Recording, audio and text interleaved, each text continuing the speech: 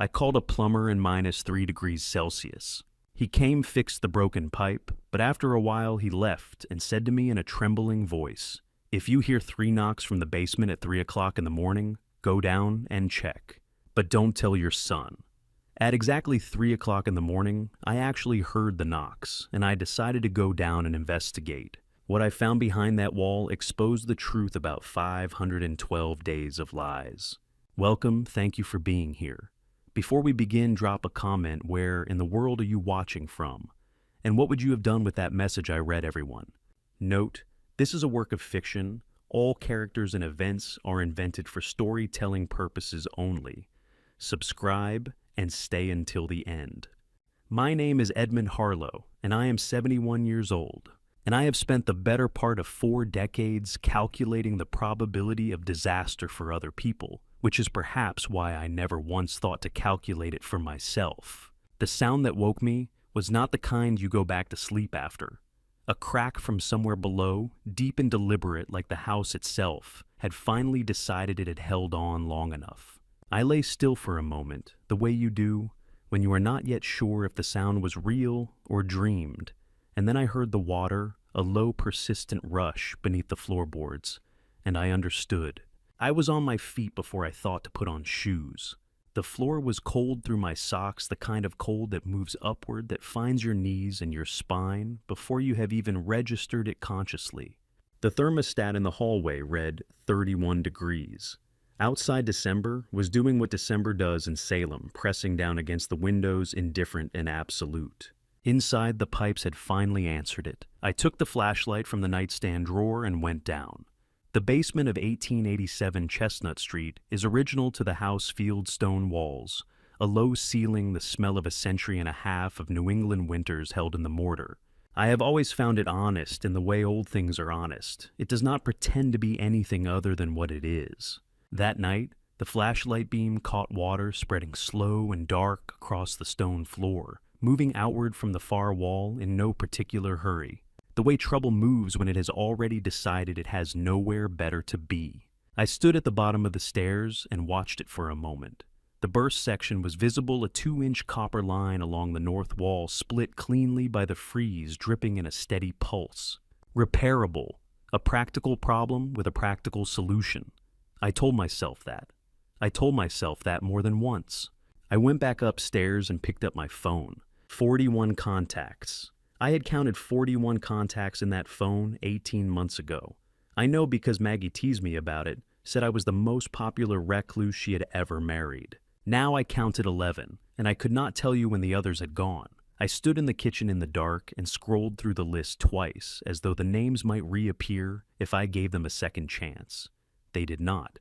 Colleagues from the consulting firm, gone. Our neighbors on the north side, the Pattersons who had shared our driveway for 11 years, gone. Maggie's sister Carol, in Portland, gone. My own brother Raymond, with whom I had spoken every month for 30 years, gone. I told myself, people drifted when you were in grief. I told myself they were giving me room. I believed it because the alternative required a question I was not ready to ask. At the bottom of the remaining 11 names, there was one I did not recognize. Arlo Finch, no last contact date, no notes in my own hand. But beneath the name written in a script, I would know in total darkness. In a hand I had watched sign birthday cards and grocery lists, and the deed to this house over 43 years of marriage trust him. Maggie's handwriting. I want you to understand what kind of man I was before that night. I spent 40 years calculating the probability of catastrophe for other people's families. I built careers on seeing risk before it arrived. I sat across tables from executives and engineers and told them precisely where their blind spots would cost them everything. And I had not once turned that eye on my own front door. I put the kettle on, not because I wanted tea, but because I needed something my hands already knew how to do. The window above the sink showed nothing but my own reflection and the darkness behind it. Nolan was in Providence, he had said. A meeting that ran long a colleague's spare room. Vanessa was at her sister's in Gloucester. They had both been gone since Thursday. It was now Saturday 2:40 in the morning, and I was standing in a cold kitchen with a burst pipe below me and 11 names in a phone that used to hold 41. The name on the screen was Arlo Finch. A plumber. A man I had met perhaps 6 times in 20 years. Always when Maggie called him, always when I was somewhere else in the house and came back to find the problem already managed. Why had she kept his number? Why, of every name in a life as full as hers, was this the one she made sure I had? And why had she written those 2 words? Not a phone number, not a note about hours or rates, but trust him, as though she knew a night like this one was coming and had wanted to leave me one clear instruction inside it. I dialed. It rang twice. Not 3 times, not 4, twice, and then the line opened. No sleep in the voice, no confusion. Just a man already awake at 2:40 in the morning, already somewhere near a phone, as though he had been waiting for it to ring. I know the house, Arlo Finch said before I gave him the address. I'll be there by 7. He did not ring the doorbell. I watched from the kitchen window as Arlo Finch climbed out of his truck at 7 in the morning with a toolbox in one hand and the look of a man who had not slept not from insomnia, but from waiting. He walked straight to the side gate, lifted the latch without pausing, and went around to the basement entrance as though the layout of this property was something he carried in his body rather than his memory. A man who knew exactly where he was going, in a house he had not visited in 2 years. I went downstairs to meet him. By the time I reached the bottom step, he had already set his toolbox on the dry section of the floor and was crouched at the burst pipe with a flashlight, examining the split with the focused quiet of someone who has repaired a great many pipes and is not especially alarmed by this one. I stood at the foot of the stairs and watched him work. He wore a canvas jacket salt-stained at the cuffs. His hands were a tradesman's hands, thick-knuckled, unhurried. He worked without commentary, without the ambient chatter most men use to fill a silence they find uncomfortable. The silence in my basement did not appear to trouble him at all. I said, "You found it all right. I didn't give you the address." He did not look up. "Maggie gave it to me, years ago. Said I might need it someday." I let that sit. I did not know what to do with it yet, so I filed it in the place I had been filing things for 6 months, the place I was running out of room in. There is a kind of attention that repairmen develop a professional scan, practical and efficient, moving from problem to problem, the way a doctor's eyes move across a patient in triage. Arlo's attention in my basement that morning was not that.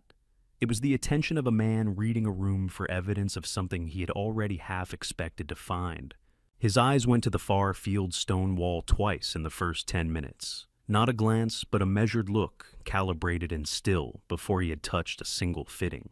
I had spent 40 years in actuarial and risk work. I knew the difference between a survey and a search. I went back upstairs and poured 2 cups of coffee. When I came down again, he was already cutting the damaged section free with the clean efficiency of someone who has stopped pretending there is any urgency in the repair. I handed him a cup. He took it without breaking his rhythm. We did not talk about Maggie. We did not talk about the 2-year gap since he had last set foot in this house. We did not talk about how I was managing or the estate or any of the usual furniture people arrange between themselves when they have not spoken since a funeral. He asked me twice about the pipe, once about the age of the copper line, once about whether I had noticed pressure changes in the upstairs fixtures over recent months. Both questions were practical. Both had answers I gave him. Then the silence returned, and he worked in it, and I stood in it, and the basement held us both without comment. Let me tell you what I noticed and what I did with it, because I think it matters to the rest of what follows. I noticed his eyes return to the far wall a 3rd time, just before he began soldering the replacement section. I noticed the way he had paused at the bottom of the stairs when he first arrived, not to find his footing, but to orient himself, as though measuring the room against a memory of it. I noticed that he had positioned his toolbox on the floor in a way that kept the far wall within his peripheral line of sight for the entire hour he worked. I noticed all of it, and for the better part of that hour I filed it, under grief makes you read meaning into ordinary things. And I stood there holding a cup of coffee that had gone cold while I watched him instead of drinking it. He had not said her name once.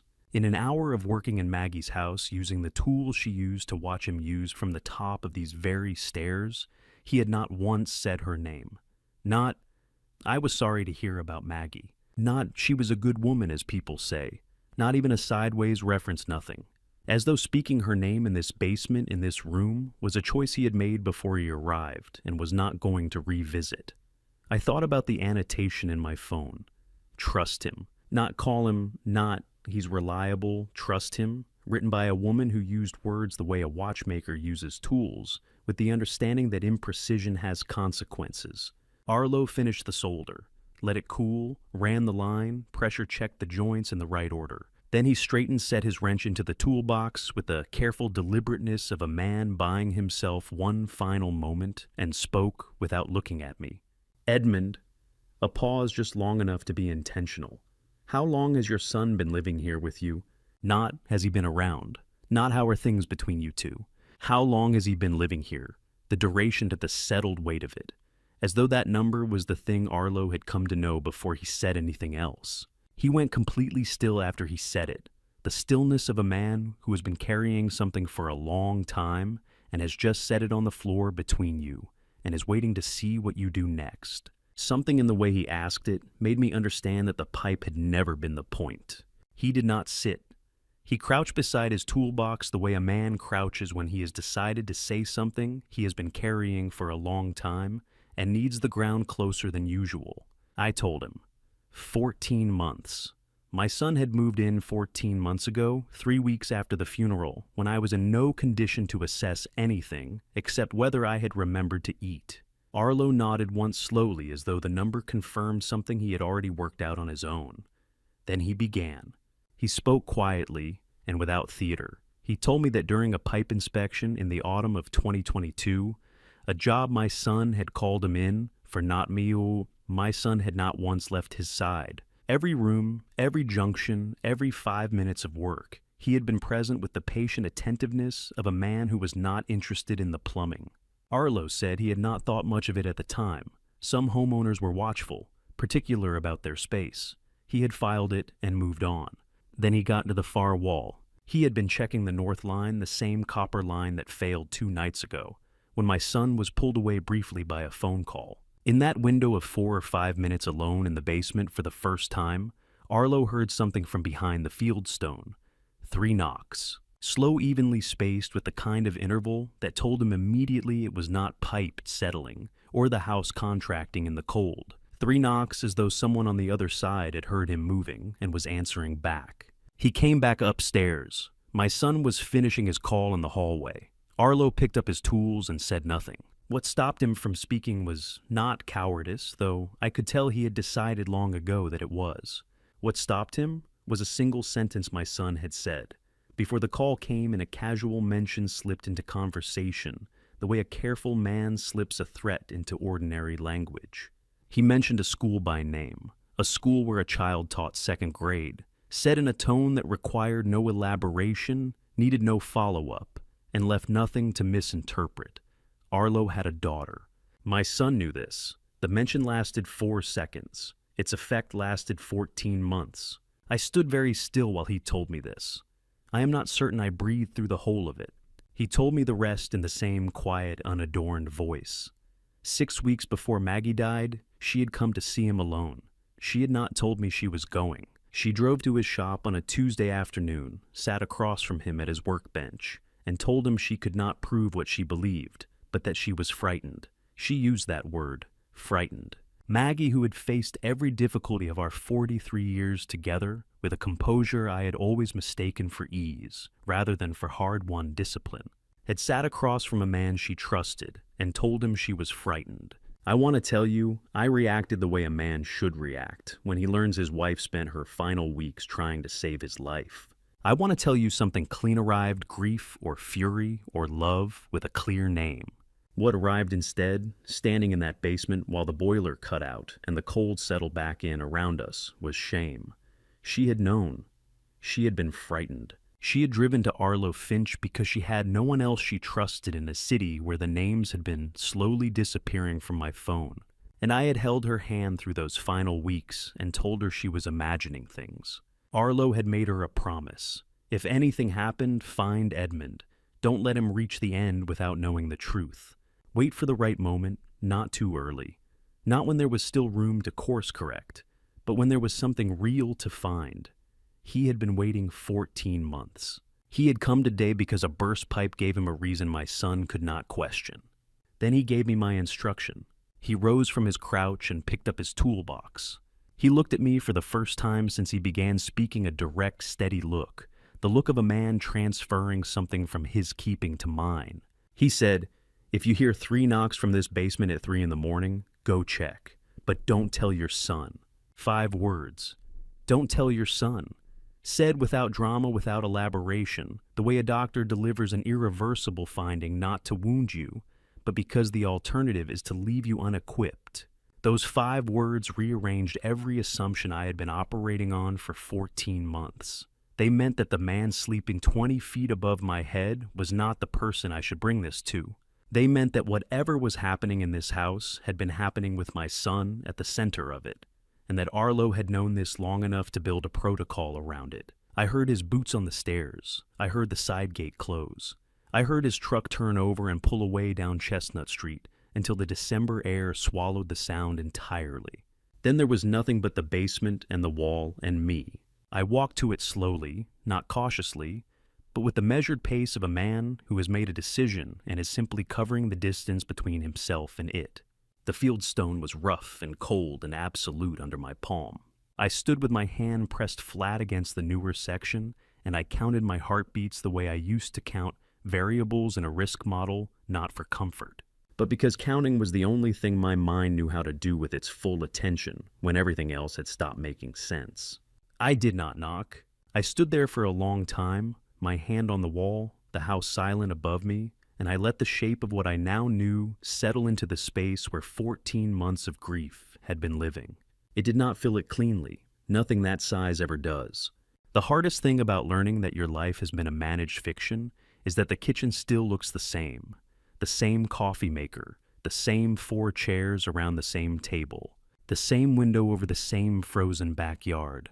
I climbed the basement stairs and stood in the doorway of that kitchen and understood for the first time in my life what it means to be in a room that is simultaneously familiar and completely destroyed.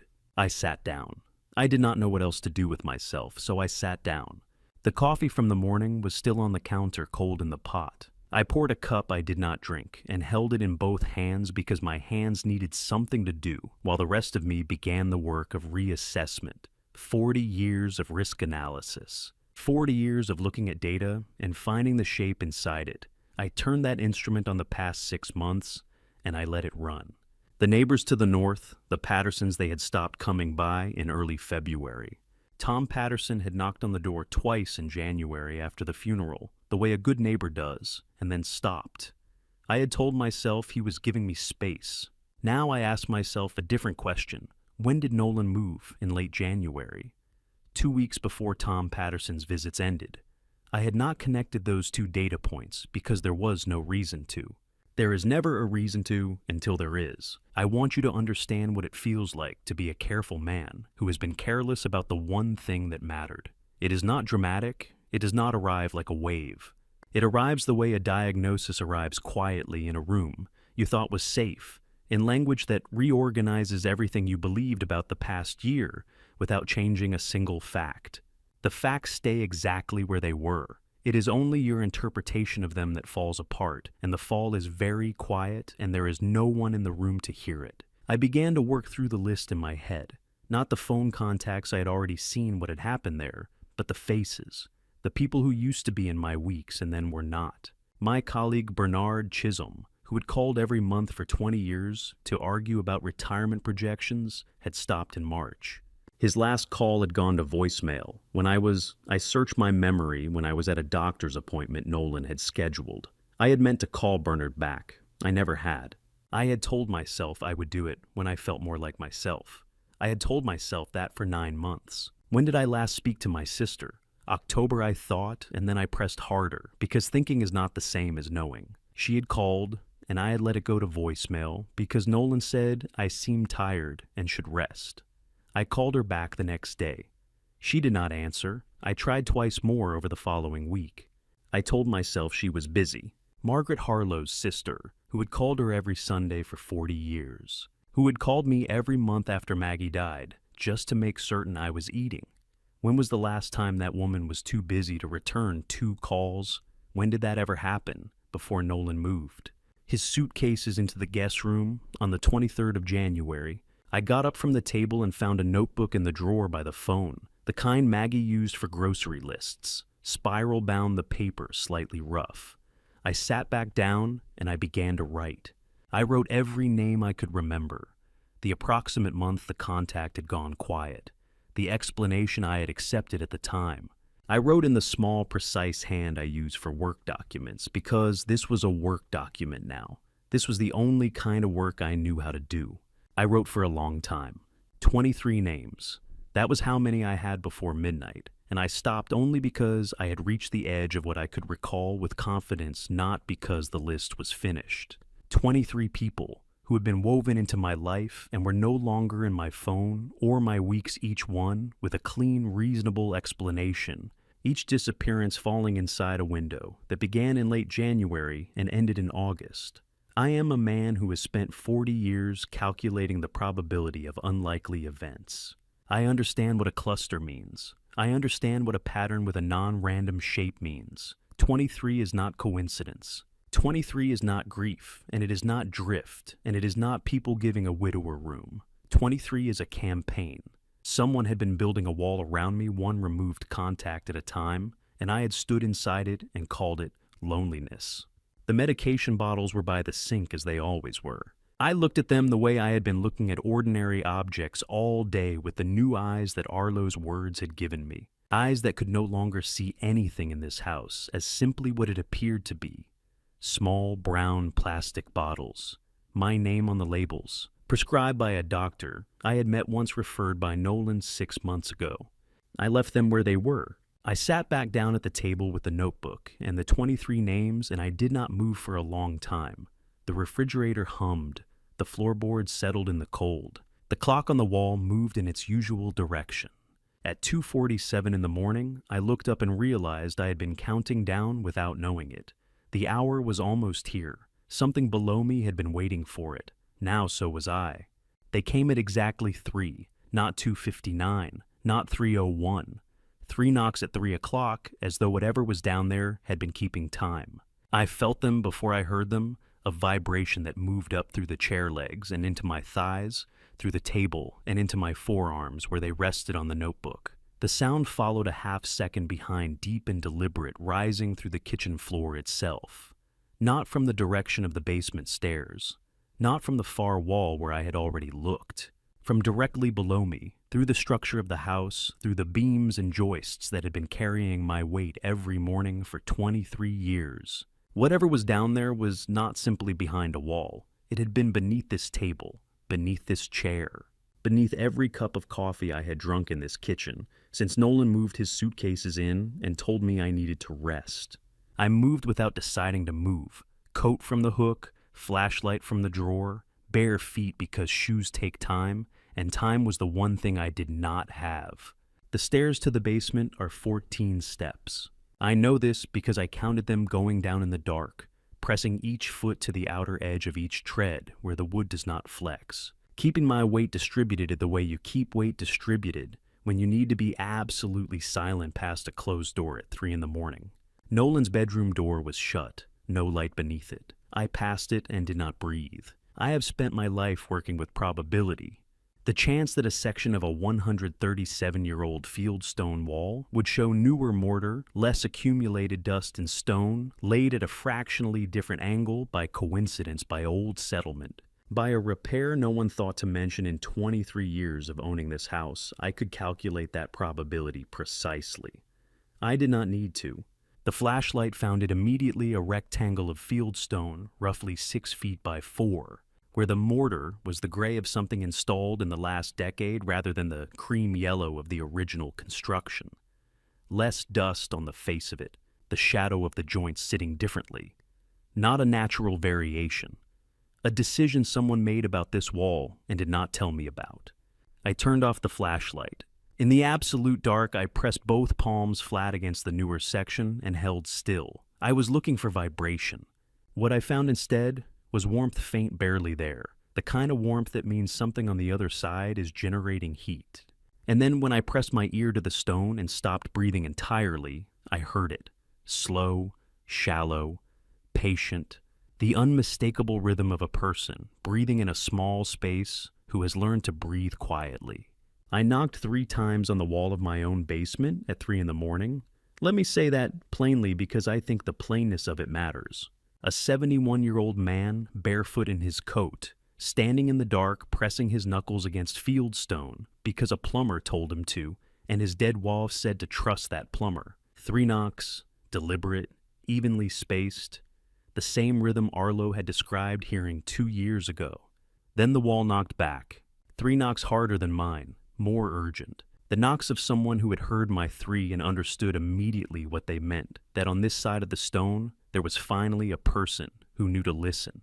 I felt each one in my sternum. I stood with my hands still on the wall, and I tried to find a word for what that felt like, and I could not. It was not relief, because I did not know yet who was there, or how long they had been there, or whether I could get them out before something worse happened. It was something older than relief.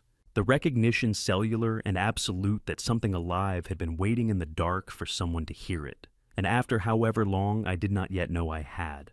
Above my head a floorboard moved, 1 footstep, then another. Then a third crossing the ceiling in the direction of the kitchen, slow, slightly uneven, the specific rhythm of a person who is woken without an alarm and is orienting themselves to darkness. Vanessa. I knew her walk, the way you know any sound that has been present in your house for 14 months. I pressed both palms once more against the wall. A flat, deliberate pressure, not a knock, but a contact. A signal that meant something I hoped could be felt through stone. I know you were there. I will come back. I closed my fingers around the flashlight still off and moved to the stairs. 14 steps up, outer edges, no sound. I eased the basement door closed behind me with both hands on the knob until the latch caught without a click. Through the ceiling, Vanessa's footsteps slowed and stopped somewhere near the kitchen. I stood in the hallway in the dark, 6 feet from my son's bedroom door, my coat still on my heart, doing something I had no technical vocabulary for, and I waited. Her footsteps did not resume. After a long moment, I heard the soft sound of a chair being pulled out, and then the particular silence of someone sitting down in a dark kitchen for reasons of their own. I did not move. I stood motionless in that hallway and understood one thing with the complete clean certainty of a man whose professional life had been built on certainty someone was alive in my basement. Someone who had been there long enough to know that 3 knocks at 3 in the morning was the signal worth surviving for. When you cannot move and cannot sleep and cannot speak, your mind goes where it has been avoiding. Mine went to Maggie. It always went to Maggie. But this time, it went differently. Not to her face or her voice or the laugh she reserved for things that were genuinely funny, which was a different laugh entirely from the polite one she kept for other people's jokes. This time, it went to the specific moment I told her she was imagining things, and the exact expression she wore when I said it. She had raised it plainly the way she raised most things she meant seriously. We were at the kitchen table in early spring, the windows still sealed against the cold, and she looked at me with the direct steadiness I had spent 43 years learning to recognize as honesty and said, "Edmund, the way he looks at my pills. Have you noticed the way he looks at my pills? I need you to understand what kind of husband I was in that moment. Not a bad one, I want to be precise about this. I was an attentive husband, a present one, a man who believed his wife when she said she was happy and asked what was wrong when she was not. But I was also a man who, when the woman he loved told him something was frightening her, chose the explanation that cost him the least. I told her our son was being attentive. I told her he was worried about her, the way we both were, and she looked at me with an expression I could not name at the time and said nothing more that evening. I know that expression now. It was resignation. The second time, she was more direct. It was August, 3 months before she died, and she reached across the bed in the dark and gripped my arm with a strength that surprised me. The way the grip of a frightened person is always stronger than you expect. She said the pills, Edmund, please. Just count them yourself. Once. Tell me if the count is right. I told her I trusted our son to manage it. I told her he had been so careful about everything that I didn't want to undermine what he was doing for us. I told her to rest. I never counted the bottle. From that night forward, he held the medication routine without my involvement. And I had handed it to him myself, with both hands, and a reassuring smile, and the absolute conviction that what Maggie was experiencing was grief and exhaustion rather than what she already knew it to be. The last obstacle between my son and whatever he intended had been my refusal to count 12 pills on a Tuesday night in August. I had removed that obstacle myself. I had been thorough and precise about it. He called me 2 weeks before the hiking trip. Daniel called from his apartment in Cambridge on a Sunday evening, his voice careful, in the way voices go, careful when they are trying not to alarm. He told me something was wrong with the account statements, transfers he didn't recognize, signatures on documents that didn't look right to him. He asked me to look at them before the trip. Before he came up to Salem, said he wanted to go over everything in person. I told him our son handles all of that now. I told him not to worry. I told him our son had been very careful with everything. What did Daniel hear in my voice when I said that? What did he understand about his father in that moment that his father could not understand about himself? He came to Salem anyway, not for a brotherly reconciliation hike in October snow, the way it was presented afterward. He came because the phone call had not moved me, and he was running out of ways through. Our older son knew Daniel was coming. He had been in the kitchen that evening when the call came in on speaker, and I had not thought to close the door. The hiking trip was not a reaction to Daniel's arrival. It was a date already fixed, move forward to meet a deadline. I stood at Charter Street Cemetery in October and leaned on my older son, who wept at his brother's empty grave with a conviction I had no framework to examine. I put my arm around his shoulders. I felt the weight of what I took to be his grief against my side. He said he was my brother, his voice breaking in the way a voice breaks when the loss is total and without remedy. I believed him. While Daniel breathed in the dark beneath the floorboards of this house, I held on to his jailer and called it grief. I held on, and I wept, and I called it love. The ceiling above me was silent now. Vanessa had stopped moving in the kitchen. I lay in the dark bedroom and stared at the place where the ceiling met the wall and understood that the feeling I was trying to name was not grief and not rage, but something more foundational than either the recognition that I had been the most useful instrument in my own undoing and that I had been useful willingly, and that no one had needed to force me into it at any point along the way. I had done it all myself, with the best intentions a man can have, which are apparently no protection against anything. I thought of the 3 knocks. I thought of whoever was below the floor counting on me to hear them. I thought of Arlo driving back down Chestnut Street in the dark with a 14-month promise finally delivered. Then I stopped thinking and started planning, because planning was the only thing I had left that I knew how to do well. Every evening for 4 months, my son brought my wife her medication. He would stand in the bedroom doorway with a glass of water, and the pills in his palm held out flat. The way you offer something to an animal, you want to trust you, and he would wait while she swallowed them. He would take the glass back to the kitchen. He would tell her to sleep well. I thought it was the most loving thing I had ever watched a child do for a parent. I have not been able to think about it since without my hands doing something involuntary. The memory that came to me in the pre-dawn quiet was not the one I expected. It was not Maggie's face or her voice or the stillness of the January morning I reached for her hand and found it cold.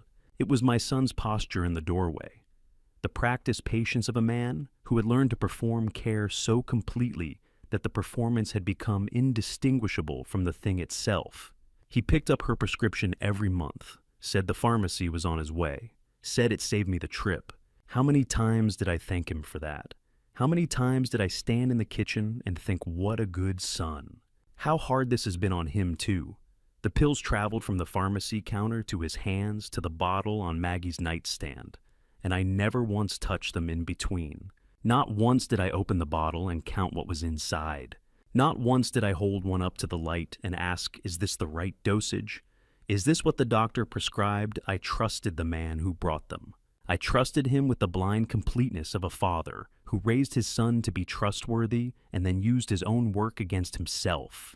The January morning arrived in memory, with the same quality it had arrived in life, without announcement, without the weight that grief is supposed to carry in the moment before it lands. I woke at 5:40 and reached for Maggie in the dark the way I had reached for her for 43 years, and my hand found the shape of her shoulder, and the shape was wrong, too still, too cool. The warmth a living person carries even in sleep was simply absent. My son called the emergency services. He stood beside me the entire time. He managed the paramedics with a composed efficiency that I read in that moment as strength, the strength of a man holding himself together for his father's sake. The medical examiner concluded accidental overdose of prescribed sleep medication. My son told me it had been his greatest fear that she might take too many by mistake in the night that he had been watching for signs. I held on to that sentence for weeks afterward. I carried it as the shape of his love for his mother. I did not hear inside it the sound of a prepared explanation. Isolation of this kind does not announce itself with locked doors or cut telephone lines. It arrives dressed as consideration, as people giving you space because you are grieving as your son, managing your affairs because you are too submerged to manage them yourself. It is assembled from materials that look exactly like love. That is precisely how it holds. Vanessa moved through my household with the warm efficiency of a woman who had made herself simultaneously indispensable and invisible, answering the front door with a body turned just slightly to fill the frame and a voice that was apologetic and kind. She told every departing neighbor I was resting, that I needed quiet, that she would pass along, that they had come by. Every word was true. I did need quiet. I was exhausted, and I was grieving. The explanation was a fact which made it impossible to argue with and impossible to see through. She gave each person a reason to feel considerate rather than dismissed, and they left satisfied and did not come back. 41 contacts to 11 in 6 months. I thought about the notebook on the kitchen table, the spiral-bound grocery list pad I had filled with 23 names the previous evening. I understood now what I had not understood. Then the people who called most frequently had been removed first, because they were the ones most likely to notice a change in my voice. The neighbor who came by unannounced went early because unannounced visits could not be managed at the door. My sister, who had known me for 69 years and would have heard the thing beneath the thing the moment I spoke, stopped calling in October. None of them drifted. Each absence was a managed decision, and Vanessa had been making those decisions one by one while I watched my son and called it gratitude. I had been watching the wrong person the entire time. The notebook sat face down on the table in front of me. The kitchen window showed the first gray suggestion of morning without committing to it. I sat with my hands flat on the table and pressed them down, not to stop them shaking, but to remind them what they were for. And I arranged my face into the expression of a man who had slept a reasonable number of hours and had nothing particular on his mind. Then my son's alarm went off through the ceiling. I heard the muffled click of it, then the silence of a man lying still for a moment before deciding to rise. I kept my hands flat on the table. I kept my face where I had put it. I thought of the 3 knocks still waiting in the dark below me, and I thought of Arlo's 5 words. And I held on to both of them the way you hold on to the only 2 fixed points in a room that has stopped being what you thought it was. I was ready when I heard his footsteps on the stairs. She set the pills beside my orange juice at 7:43, same as every morning, with the same quarter turn of her wrist and the same warm lift at the corner of her mouth. I had counted on that smile for 6 months. That morning, for the first time, I watched it the way I used to watch numbers, looking for what they were hiding. Blood pressure and the B12, Vanessa said, settling into the chair across from me with her own coffee. Don't forget the B12. Your levels were low last month. Thank you, Vanessa, I said. I don't know what I'd do. I meant it once, not that morning. I lifted the glass and drank. The pill went between my first 2 fingers and stayed there pressed flat against my palm, while the water went down, while I set the glass back on the table. While I said something about the weather that I do not now remember. She told me Nolan was driving them to Boston, a meeting she said back by 6. I nodded. I asked if she wanted more coffee. She said no. She rinsed her cup with the brisk efficiency that had become the rhythm of my mornings and was gone from the kitchen by 8. Let me tell you what I did with the pill. I sat at the kitchen table until I heard the front door, then the car, then the sound of the car fading down Chestnut Street. Then I went to the bathroom and opened the medicine cabinet. I was not looking for the pill to confirm I had taken it correctly. I was looking for the bottle it came from. I had been taking my medication from Vanessa's hand every morning for 6 months, without once opening the cabinet myself. The correct prescription was there, the labeled bottle, my name on it, the dosage printed clearly. Behind it, pushed to the back, where the cabinet shadow was deepest, was a second bottle. Amber plastic. No label. I shook it once. The pills inside were a different shape from the ones on Vanessa's printed label. I turned the unlabeled bottle toward the window light and read what I could read, which was the imprint code on the pill itself. And then I sat down on the edge of the tub, because my legs had made a decision my mind had not caught up with yet. I am a man who spent 40 years reading the difference between numbers that are wrong and numbers that are designed to look right. A beta blocker at 4 times the prescribed dosage is not a mistake. At 4 times the dosage taken daily for 6 months, it produces a specific constellation of effects: fatigue, cognitive slowing, episodes of dizziness on standing. A general fog that a 71-year-old widower in grief would attribute without hesitation to age and loss. I had attributed it to age and loss. I had told my doctor I was adjusting to grief, and he had told me that was normal, and I had gone home and taken the pills from Vanessa's hand and thanked her for being so careful. I did the calculation in the time it took to stand back up from the tub. I had not been getting old. I had been being managed. I have worked with forged documents before, not often, but enough to know what they look like when someone careful has made them. The asset transfer files in Nolan's cabinet were careful. My signature was nearly perfect. The pressure variation, the leftward lean that came into my handwriting in my late 50s. The particular way I extend the H in Harlow. Nearly. The cross stroke on the first signature was 2 millimeters too short. On the third, it was correct, meaning whoever had practiced it had gotten better between signing documents 1 and 3. An actuary reads variance for a living. I read it in 12 seconds. The documents were forgeries on estate assets worth $4.8 million. And the email chain with the Boston law firm showed a 30-day transfer timeline with a deadline I counted forward to 19 days from today. I moved to the laptop. I found the recovery folder in the phone backup application, navigated to deleted messages, and let it load. The first text was from 3 weeks before the hiking trip.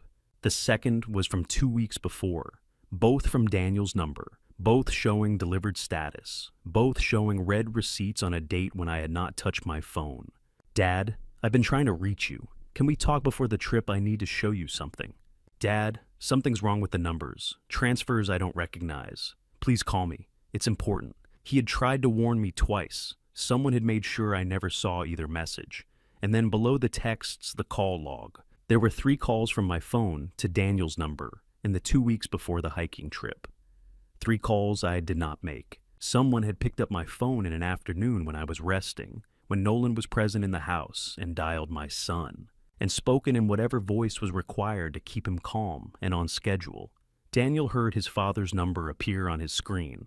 He heard a voice that answered his concern with something sufficient, and then he got into a car with his brother 2 weeks later and drove north toward the White Mountains reassured. I put the phone down and sat very still in Nolan's chair in Nolan's office, surrounded by Nolan's careful paperwork.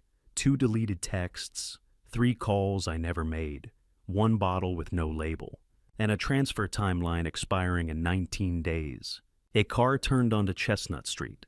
I heard it slow as it passed the house, and my body was already moving the phone back in its charging position, the laptop back at the angle I had found it.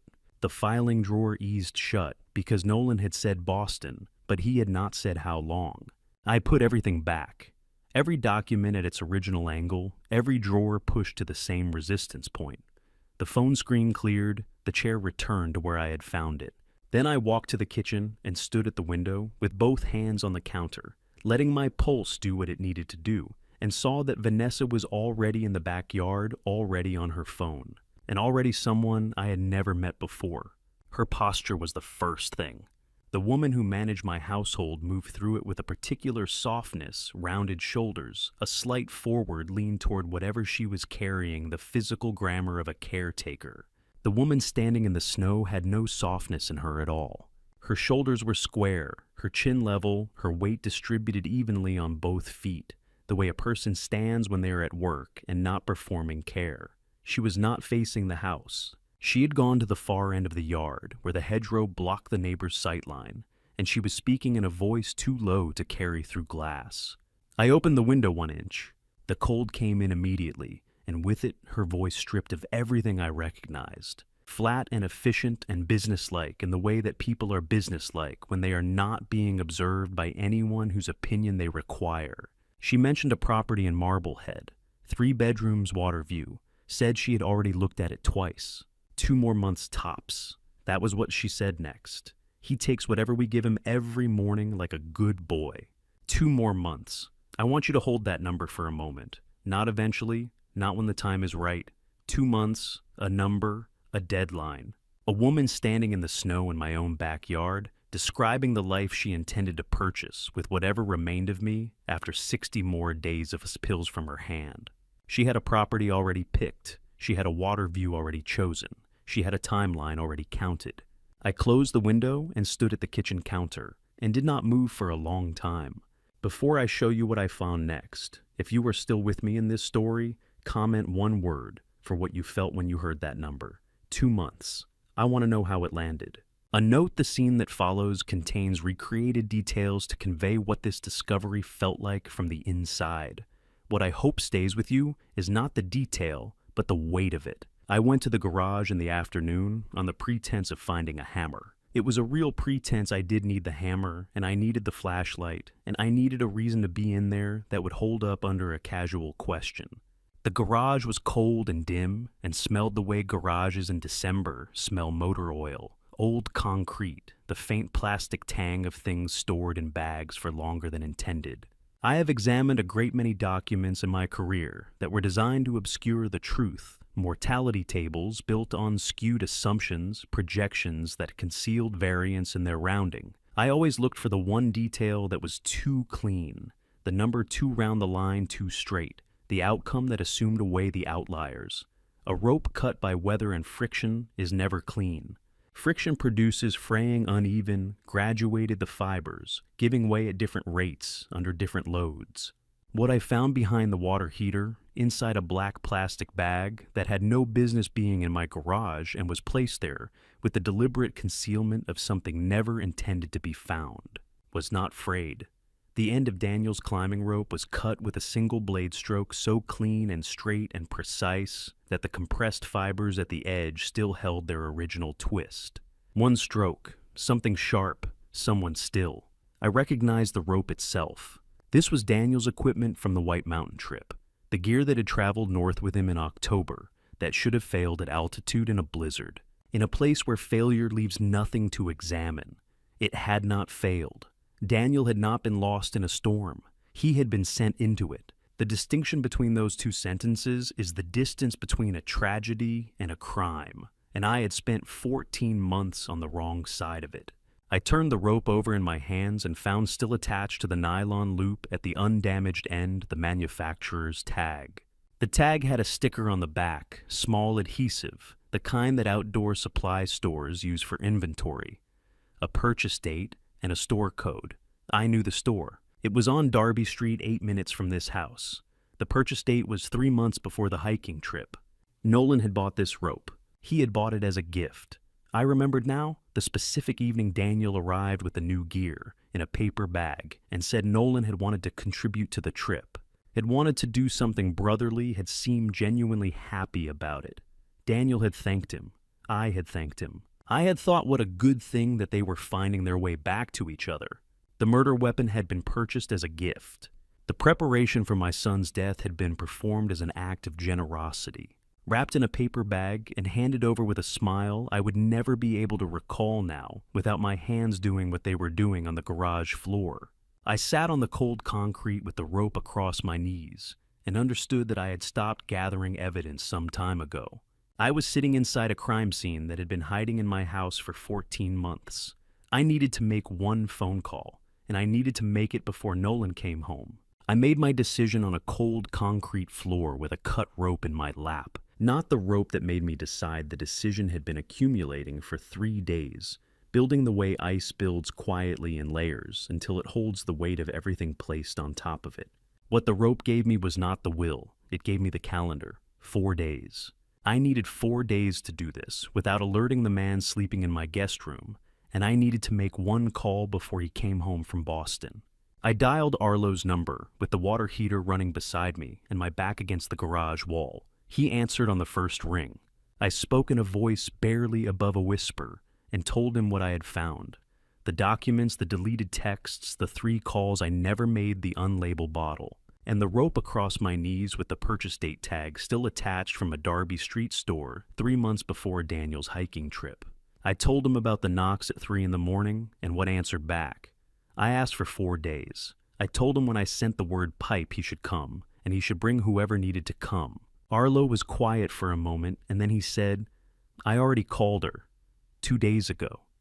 The morning I left your driveway." Her name was Detective Lorna Garrett, a Salem PD investigator, whom Arlo had contacted the morning after leaving Chestnut Street, had given her enough to open a preliminary inquiry, but not enough to move without confirmation from inside the house.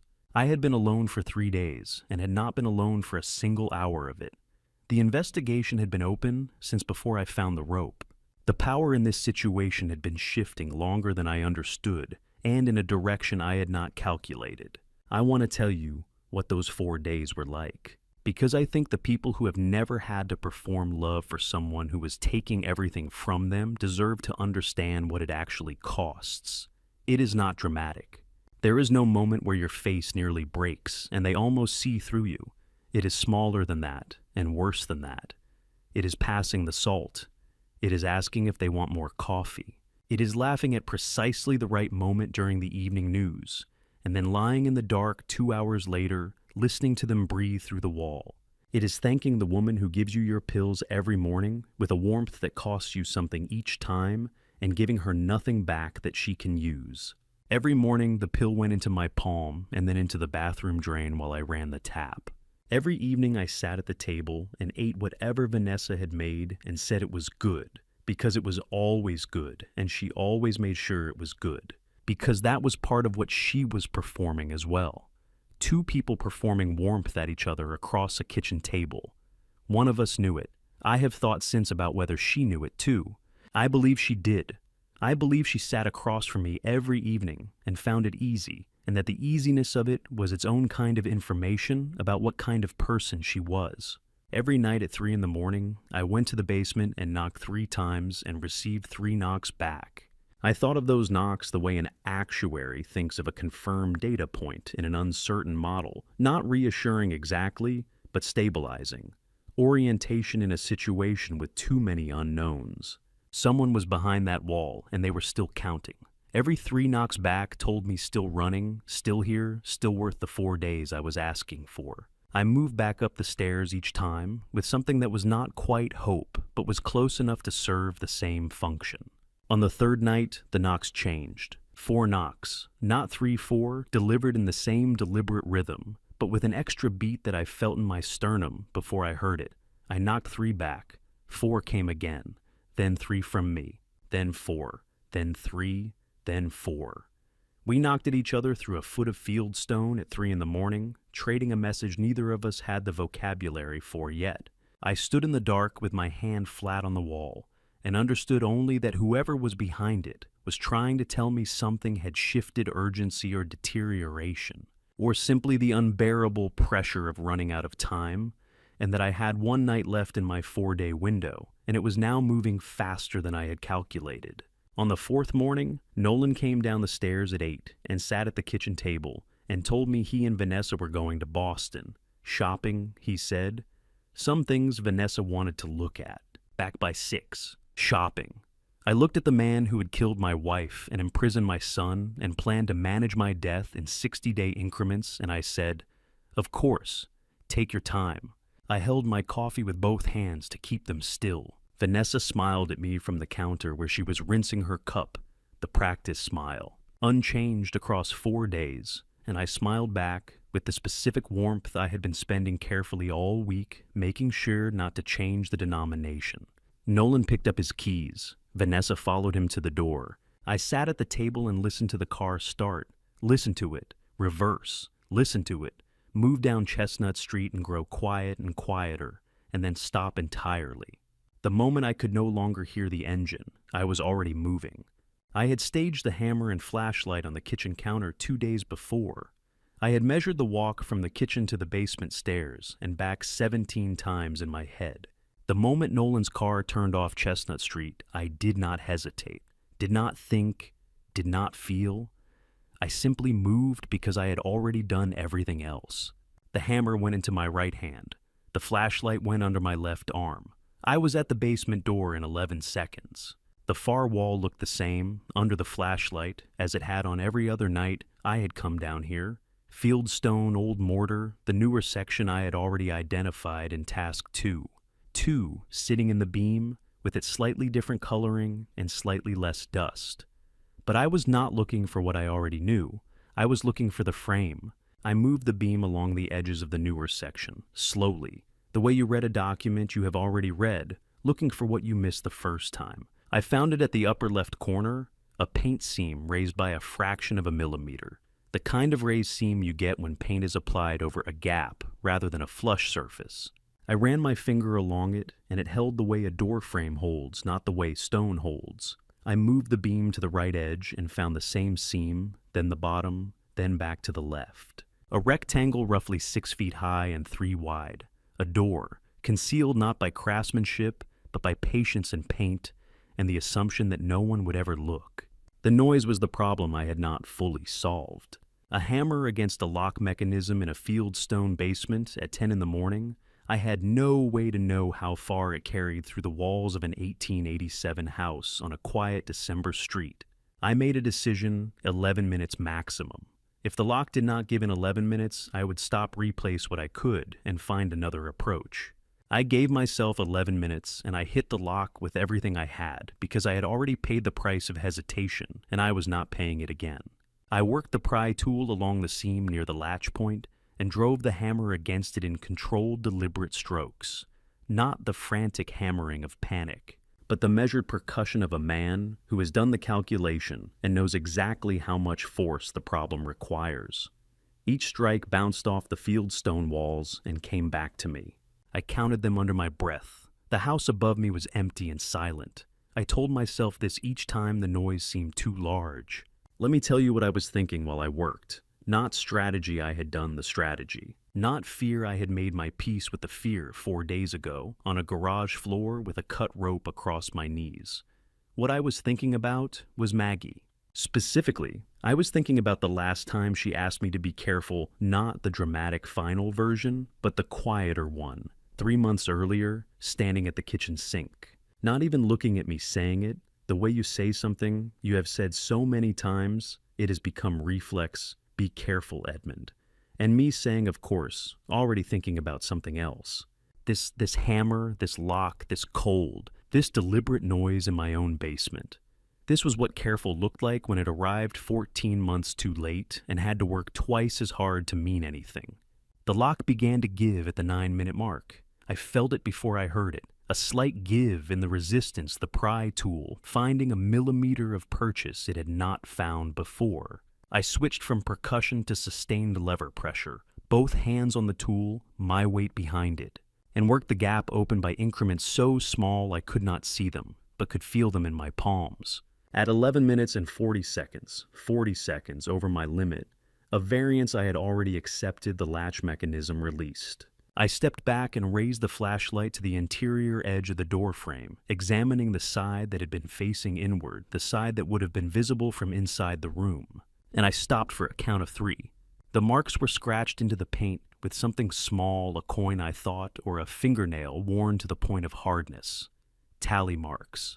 Groups of 5, the universal system, the one you use when you need the count to be exact and you cannot afford to lose your place. I moved the flashlight beam slowly down the frame, counting the groups. I counted twice because the first count did not seem possible. 512 days. 512 was not 17 months. 512 was closer to 17 months than it was to 24, but it was not 17 months. Someone had been marking days on this door frame beginning before Daniel ever got into a car with his brother and drove north to the White Mountains. Either Daniel had been here longer than any missing person's timeline had accounted for, or someone else had lived in this room before him. I did not know which. I knew only that 512 marks represented 512 mornings, when a person woke in a sealed room and made a deliberate choice to keep counting. My hand rested on the door handle. The lock was open. The tally marks were on the frame behind me. I took one breath, not for courage, I was past courage, but for precision. The way you take a breath before a calculation you need to get right. I thought of nothing at all. Then I pulled the door open, and the darkness and the stale air came out together, and I raised my flashlight into the room. The smell arrived before my eyes could make sense of what I was seeing, sealed air-old stone, something underneath it that I recognized as human and did not want to name. I held the flashlight steady. I have held a great many things steady in my life. I want you to understand what that cost in that doorway in that moment. The room was 10 feet by 10 feet, a narrow cot against the far wall, a water jug on the floor beside it mostly empty, a waste bucket in the corner, and on the cot not moving a figure that my flashlight beam found, and my mind refused for 2 full seconds to process. He did not look like Daniel. I want to say that plainly, because the plainness of it matters. The man on that cot did not look like my son. He looked like what happens when you take a person and remove light and adequate food and human contact for 17 months, and replace those things with a cot and a water jug and 3 knocks at 3 in the morning, the hair past his shoulders, the skin a gray pale that has no word in the vocabulary of healthy people.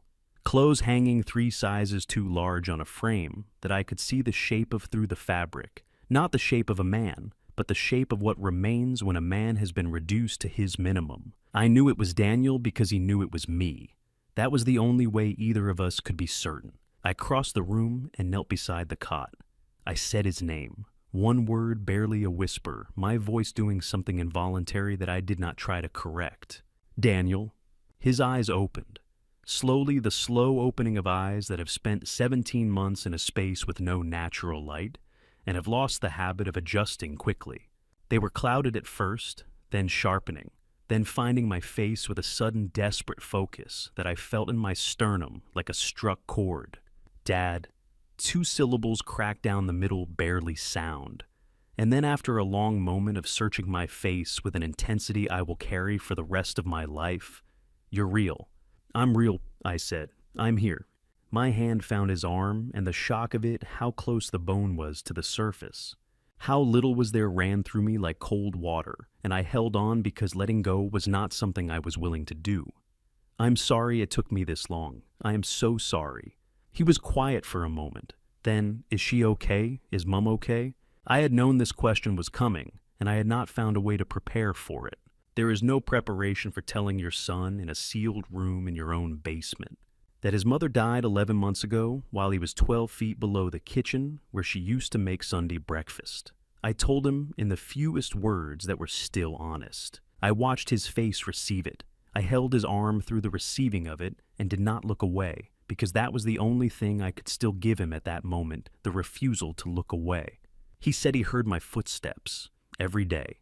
Above him, moving through the house, to the kitchen, to the study down the hall and back. He said he knew my gait the way you know music you grew up with. You do not hear it consciously. You recognize it, and then it is inside you before you have decided to let it in. For 17 months, while I performed normalcy at the breakfast table and palmed my pills and smiled at the right moments, my son was 12 feet below me, mapping my life by sound, waiting for me to hear him back. The 3-knock signal started in month 2, he said. He had worked out that the water pipes ran close to the wall where he heard the most footstep traffic, and that someone standing at a particular point in the basement would be in proximity to his knocking. He had knocked every night at 3 in the morning, because 3 in the morning was the hour when the footsteps above him had stopped for the day. He had knocked for 15 months before the night I finally answered. A car. Above us, tires on the driveway, gravel, the specific sound of a vehicle turning in rather than passing. Not a passing sound, a stopping sound. I looked at my son, who weighed perhaps 130 pounds, and had spent 2 months trying to build enough strength in his legs to stand. And I made a calculation that required no time at all. We could not be found in this room. Whatever came next had to happen upstairs in the light, where Daniel could be seen by someone whose job it was to see him. "Someone's here," I said. "Can you stand?" Daniel looked at me with an expression I recognized from 40 years earlier, the specific look of a Harlow man who has been asked if he can do something difficult and is deciding whether the truth is useful. "I've been working on it," he said. "Ask me again when I'm trying." I put my arm around his back. He put his weight on me. We stood. Then Arlo's voice from the top of the basement stairs, quiet, steady, carrying the particular certainty of a man who has been carrying a promise for a long time and has finally arrived at the moment to keep it. "Edmund, I've got someone with me. It's time." I looked at Daniel. He looked at me. We had been 12 feet apart for 17 months. We took the first step toward the stairs together. The first thing Daniel did when he reached the top of the stairs was stop. Not from weakness. He had made every step under his own weight, one hand on the rail, one on my arm, his jaw set in the specific way of a man who has decided that the difficulty of a thing is not a reason to stop doing it. He stopped because there was light. Ordinary hallway, light the kind that had been burning in this house every morning of his life. He stood in it for 3 seconds and did not speak, and I did not rush him. Detective Lorna Garrett, 46, stood at the far end of the hallway, with her badge already out and her eyes moving across the space with the practiced assessment of someone who has learned never to assume a scene is what it appears to be, and who had arrived at 1887 Chestnut Street before Edmund dialed a single digit, responding to Arlo's noon protocol with 2 officers and a position already established. Officer Celia Moran, standing to Garrett's left, with her hand on her radio, took in Daniel's condition in 1 second and was already on the radio. In the next, her voice calm and specific, calling for a medical unit. Officer Grant Holloway Garrett had told Arlo was already at the back of the property. We were 4 people in a hallway when the front door opened. Nolan opened it the way he had opened it every day for 14 months. His key, his rhythm. The specific sound of a man who considers a place entirely his own. He stepped inside. He saw his father. He saw the officers. He saw his brother upright in the hallway light, and I watched his face move through 4 things in approximately 2 seconds. Surprise, recognition, calculation, and the decision still wrong. Even now at the end of everything to lunge. He chose violence in the hallway of the house, where he was raised in front of the brother he had kept below its floor for 17 months. And Officer Moran had her handcuffs out before he crossed half the distance. The takedown was swift and practiced and entirely without drama. 11 seconds door to floor. I counted. It is what I do. Vanessa came in behind him. When she understood what she was seeing, she turned and ran for the back of the house through the kitchen for the garden door. And Officer Holloway, who had been briefed on the layout and had taken his position 20 minutes before the front door opened, was at the fence before she reached it. An arrest, when it happens correctly, is one of the least dramatic things I have ever witnessed. It is paperwork made physical, a series of practiced procedural steps executed by people who have done them many times. No elevated voices, no negotiation, no moment where the outcome is genuinely uncertain. Garrett read the charges in a flat professional voice. Moran managed the handcuffs. Holloway walked Vanessa back through the garden door, with one hand at her elbow, his tone the same tone you would use to guide someone through a crowded room. The whole sequence had the quality of a process that had been waiting a long time for the conditions to be met, and now that they had been met, it proceeded with quiet, unstoppable efficiency. They loaded Nolan into the first cruiser. Before the door closed, he turned to look at me through the window. And for the first and only time in this story, Nolan said something without calculating the effect first. "You were supposed to be dead by now, old man. I want to tell you that I felt something clean when I heard that rage or satisfaction, or the specific vindication of a man who has been dismissed for too long. But what I felt was the cold December air on my face and the specific understanding that this sentence spoken through a police cruiser window was the most honest thing my son had ever said to me." I looked at him. "I know," I said, "but I'm not, and neither is your brother." The door closed. I stood on the porch steps and watched both cruisers reverse down the driveway and clear the end of Chestnut Street. Then I watched the street after they were gone, because there was nothing else to do with my eyes, and I was not yet ready to go back inside. I want to tell you that I felt something clean when I heard that door close, something finished and righteous and complete, but that is not what I felt. I felt cold. The house behind me with a broken basement wall and 17 months of damage inside it, and the understanding that the arrest was the beginning of the accounting, not the end of it. Justice, I was learning, is not a feeling. It is a process, and this one had barely started. Vanessa's cruiser was the second to leave. As the door closed, she looked not at Nolan in the first car, not at the officers, but at me. Her expression in that moment was not fear and not defiance. It was something I had not expected and did not know what to do with relief. The specific expression of a person who has been waiting for someone to stop something they did not know how to stop themselves. I filed it under things I do not yet understand and watched the car go. Detective Garrett came to stand beside me on the porch steps when both cars had cleared the street. She was quiet for a moment in the December air. Then she opened her notebook. "We found a folder on his laptop," she said. "I need you to come inside and sit down before I show you what's in it." I looked at her face. A man who has spent 40 years reading Risk knows what a face looks like when the information behind it is about someone who is already gone. "It's about Maggie," I said. She did not deny it. The ambulance moved without sirens. I noticed that before anything else, someone had made a quiet decision that urgency and calm could coexist, and I was grateful for it in a way I could not have explained to anyone who asked. Daniel was on the narrow cot across from me, a paramedic named Torres working steadily between us, and I kept my hands on my knees because that was the most I could offer without coming apart. He was awake. His eyes tracked the ceiling panels with the focused steadiness of a man who has learned to anchor himself to fixed close surfaces. Low ceilings, near walls. The immediate and bounded, rather than the wide and open. I had not understood this yet. I would understand it later in the hospital corridor when the bay doors opened and the February sky appeared above us, and Daniel pulled a breath that was not quite a breath. But in the ambulance, I only saw a man keeping his eyes on the ceiling and counting something I could not hear. Torres moved to the supply case.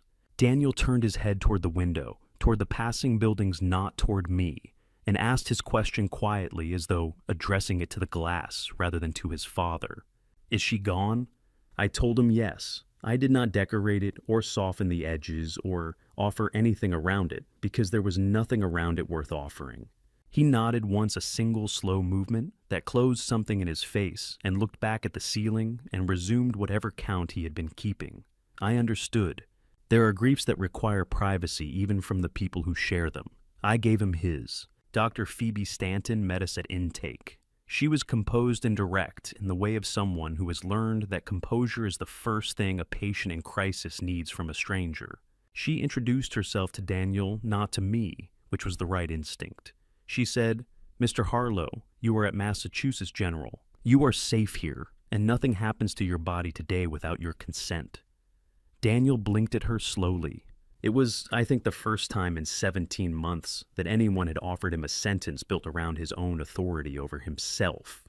They took him through a set of double doors I was not permitted to follow through. I stood in the corridor for a moment with the stillness of a man whose forward motion has just been removed. Torres handed me the admission paperwork on a clipboard. I signed where indicated. My handwriting was steady. I noted this the way I noted everything now, as evidence of a self still functioning within its tolerances. Detective Garrett found me in the family waiting room 20 minutes later.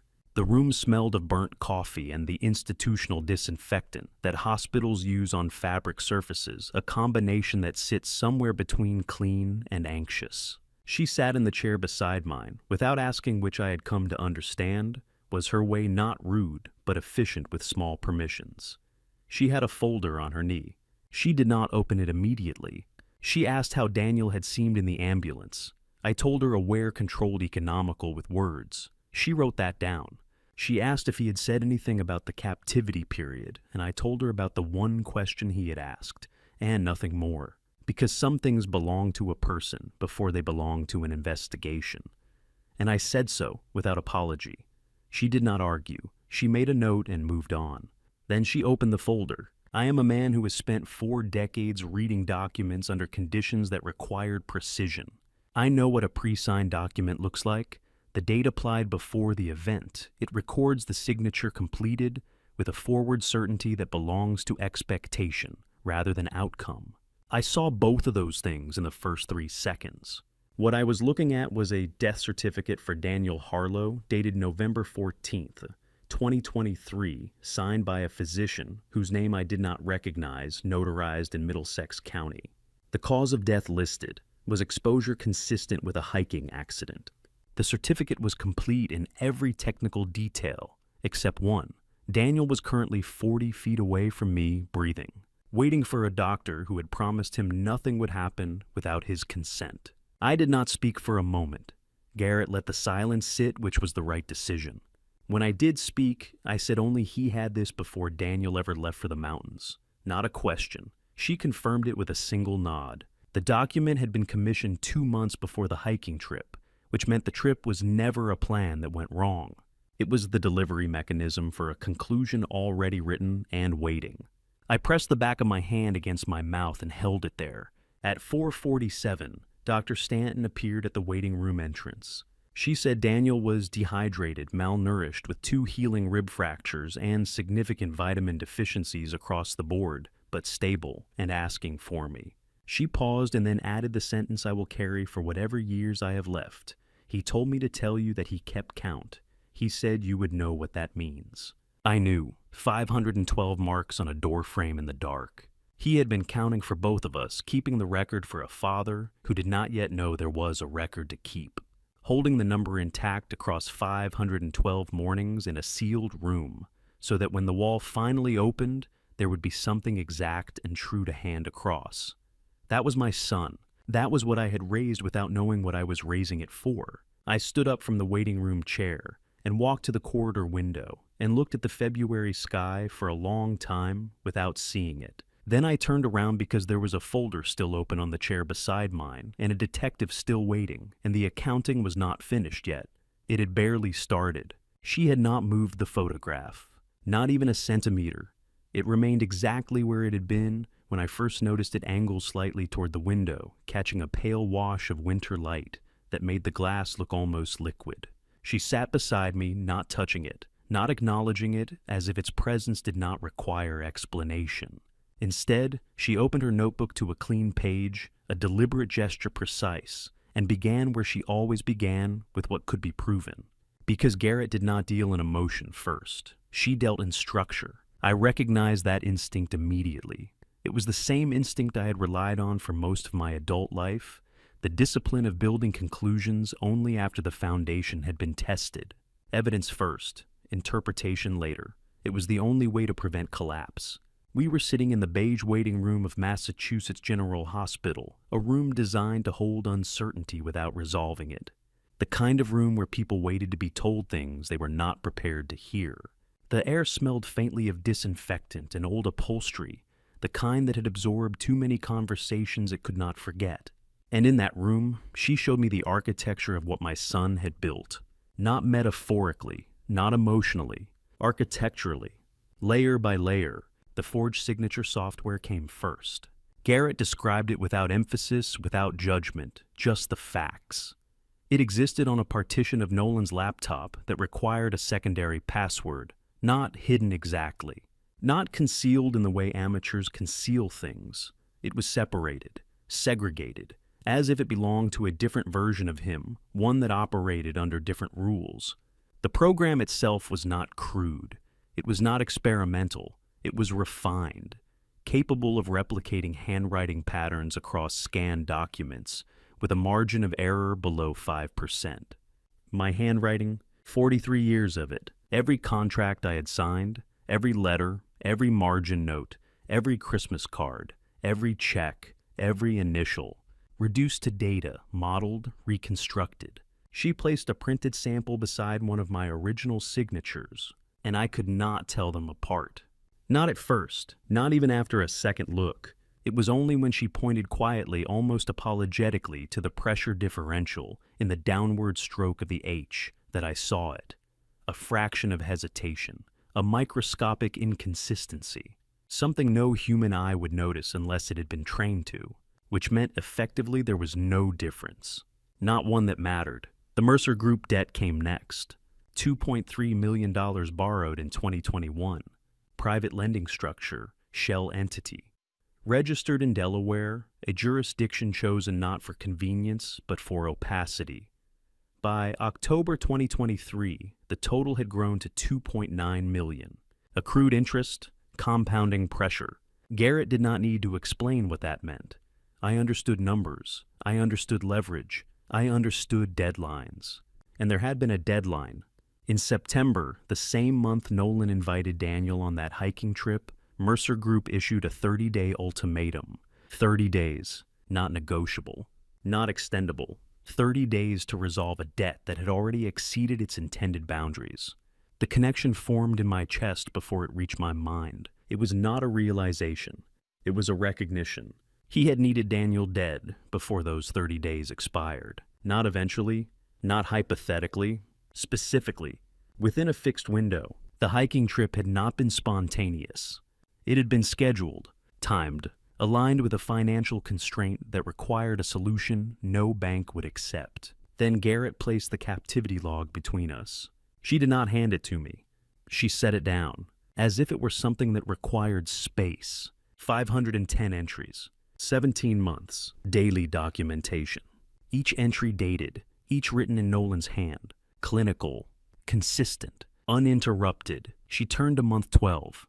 I did not want to look, but I did. Because at that point not looking was no longer an option.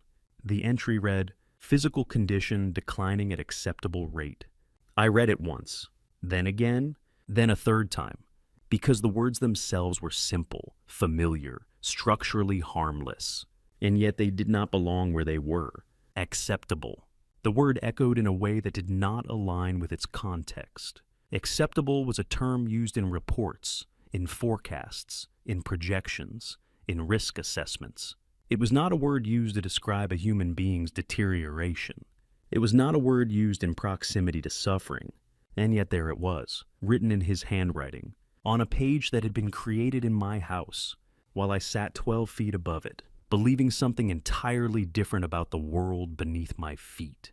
Garrett closed the log, not abruptly, not gently, just conclusively.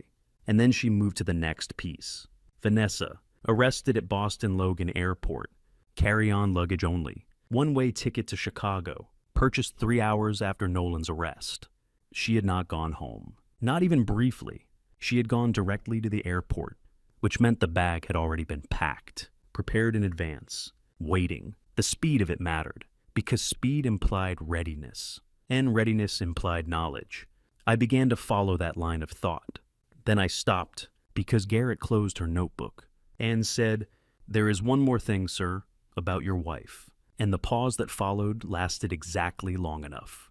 Long enough for the absence of words to carry more weight than any explanation. Long enough for me to understand that everything I had processed so far, every document, every number, every entry, had not yet reached the center of it.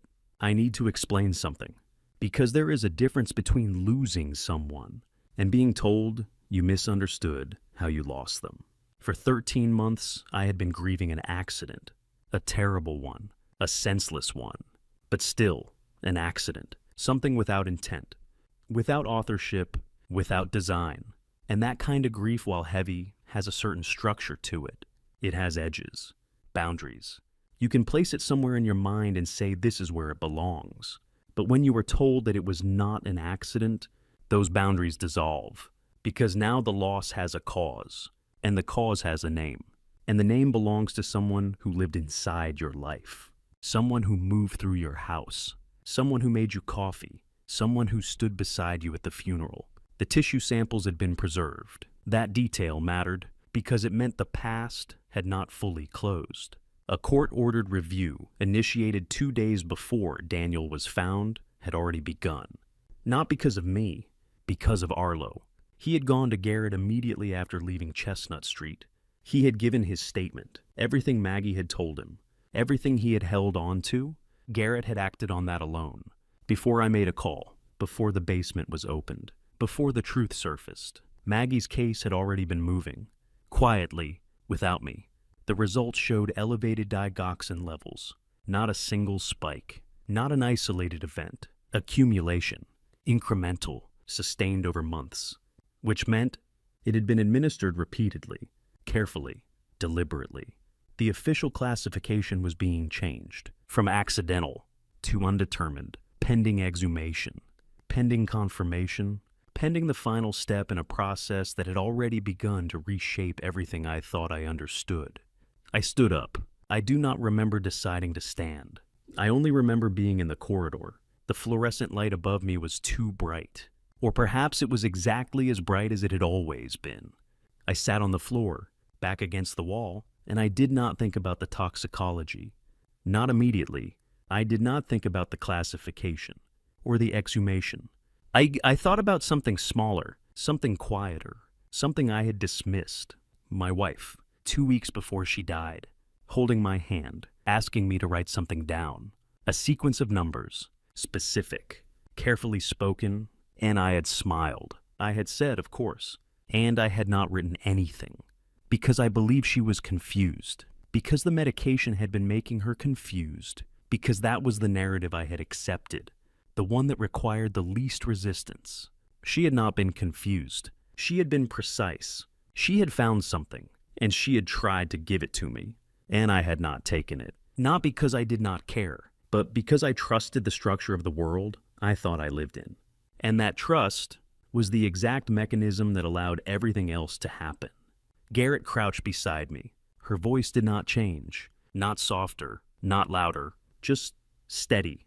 There's one more piece, she said. Something Vanessa said. In processing, before she asked for a lawyer. Voluntary. Unprompted. Recorded. She read it from her notes. I closed my eyes. Because I had believed incorrectly that there was a limit to how much worse it could become. And I was about to learn that I had not yet reached it. What Vanessa said before she asked for a lawyer was this: she knew about the medication adjustment 2 weeks before Maggie died. She did not hesitate when she said it. There was no visible calculation in her expression, no pause long enough to suggest uncertainty. It came out cleanly, like a statement she had already rehearsed and accepted as the correct version of events to present first. She had not administered it herself, but she had known. That was the sentence she chose to lead with. Not a denial, not confusion, not shock, a calibration. I sat with that distinction longer than I expected to. Not the fact of what she knew that part had already begun to settle into place with a clarity that felt almost procedural, but the structure of how she admitted it. There is a legal architecture to statements like that. Layers, edges, boundaries carefully drawn, not to erase involvement, but to define it with precision.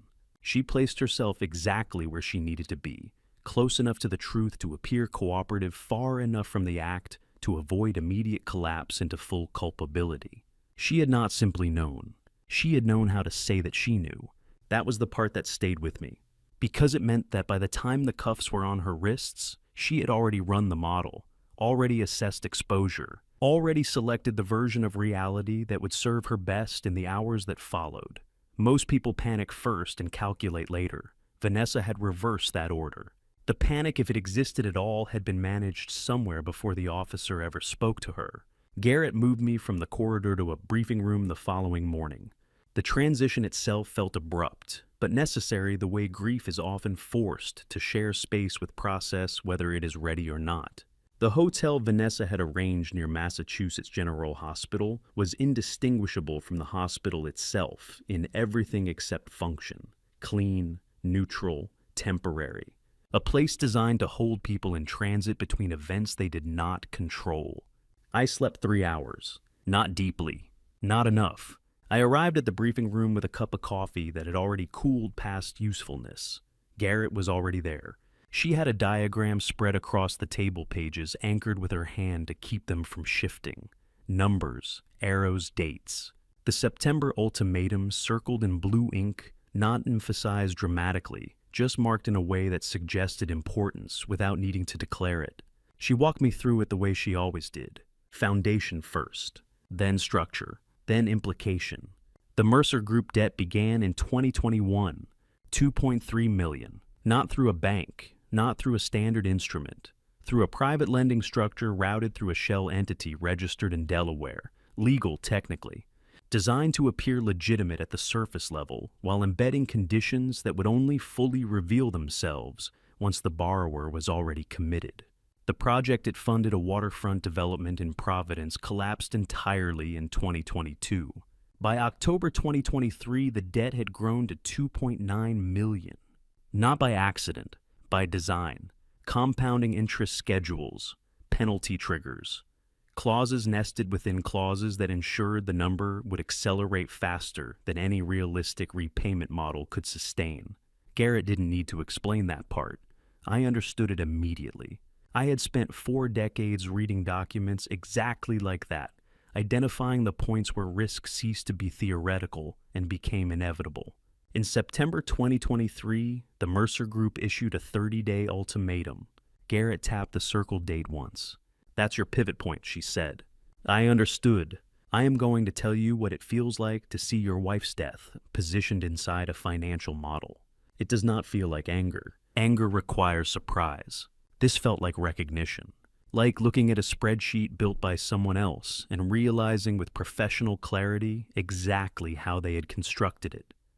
What variables they had included, what variables they had chosen to ignore, and most importantly, what they had decided was acceptable to sacrifice in order to reach the outcome. I had built models like that for 40 years. Policies, premiums, risk exposure. But in Nolan's model, the variables were people, and the outcome had been calculated long before the events themselves unfolded. The asset transfer plan found in Nolan's email chain confirmed it. It was not a draft. It was a progression. 11 revisions over 8 months. Each version refining the same objective, adjusting for obstacles, tightening execution. The final revision had been saved 4 days before he invited Daniel on the hiking trip. 4 days. He had finalized the plan. Then he had set it in motion. I had walked past that office 1,000 times. Never once considered that behind that door, my son had been drafting the conditions of our family's end. The Mercer Group called me on the 3rd day. I was in the hotel room when my phone lit up with an unfamiliar Providence area code. I answered without thinking. The voice on the other end was measured, controlled. It did not belong to a person so much as to a system, a voice trained to deliver information without inflection, without emotional residue. It identified itself, stated the debt, $2.9 million. Explained that with Nolan's assets frozen and his wife in custody, the liability was now being evaluated against the estate. Then it said something else. It said it was aware that Daniel Harlow was currently a patient at Massachusetts General Hospital. Not Massachusetts General as a system, the campus, the location. It said it hoped his recovery was going well. Then it ended the call. There was no threat. There didn't need to be. They knew where Daniel was. They knew his condition. They knew how to reach me. And they wanted me to understand that knowledge was not accidental. Nolan's arrest had not ended the danger. It had transferred it. The system that had driven him, the structure that had cornered him into believing there was only one viable outcome, was still intact, still operational, still collecting. And now it was looking at me. I called Garrett before I even set the phone down. She responded immediately. Within an hour, a protective detail was outside Daniel's room. "Congratulations," she said when she arrived. That call just became federal evidence. 2 days later, she brought the captivity log, 510 pages, spiral-bound. Nolan's handwriting visible through the cover. The forensic review room at Salem PD had a smell I recognized immediately: printer toner, stale coffee, and concentration. The kind of room where people spend hours confronting things they cannot afford to misunderstand. I opened the log, and I read, Month 1, Daniel's confusion, documented, neutral tone, no commentary. Month 2, the 3-knock pattern, recorded as behavioral, non-threatening. He had categorized it, analyzed it, dismissed it. Month 4, my visits to the basement wall, observed, logged, determined not to interfere with the plan. I stopped for a moment there, not because I didn't understand, but because I understood too well. What kind of man hears his father on the other side of a wall and reduces it to a variable? I kept reading. Month 12, physical condition declining at acceptable rate. Acceptable. Month 15, verbal output reduced. Compliance stable. The language never shifted. Not once. Not toward concern. Not toward doubt. Only toward measurement. The final entry was dated 11 days before Nolan announced his Boston trip. Asset transfer documentation complete. Anticipate resolution within 30 days. Resolution. That was the word he chose. I turned the log face down, pressed my hand against it. I could feel the indentation of the spiral through the paper. Resolution. As if everything Daniel's confinement, Maggie's death, my own erosion could be concluded neatly tied off like an account. But I had already read month 3. It was a single line, easy to miss, buried between 2 longer entries. Subject's father knocked on exterior wall panel, 3 a.m. duration, approximately 15 seconds, non-responsive, no follow-up action required. February 2023. I stared at that line longer than any other. 8 months before Arlo came to fix a pipe. 8 months before the wall opened. 8 months before I understood what I had been standing next to. I had knocked on that wall. Once, in the dark, without knowing what was behind it. And the log recorded it, which meant Daniel had heard it.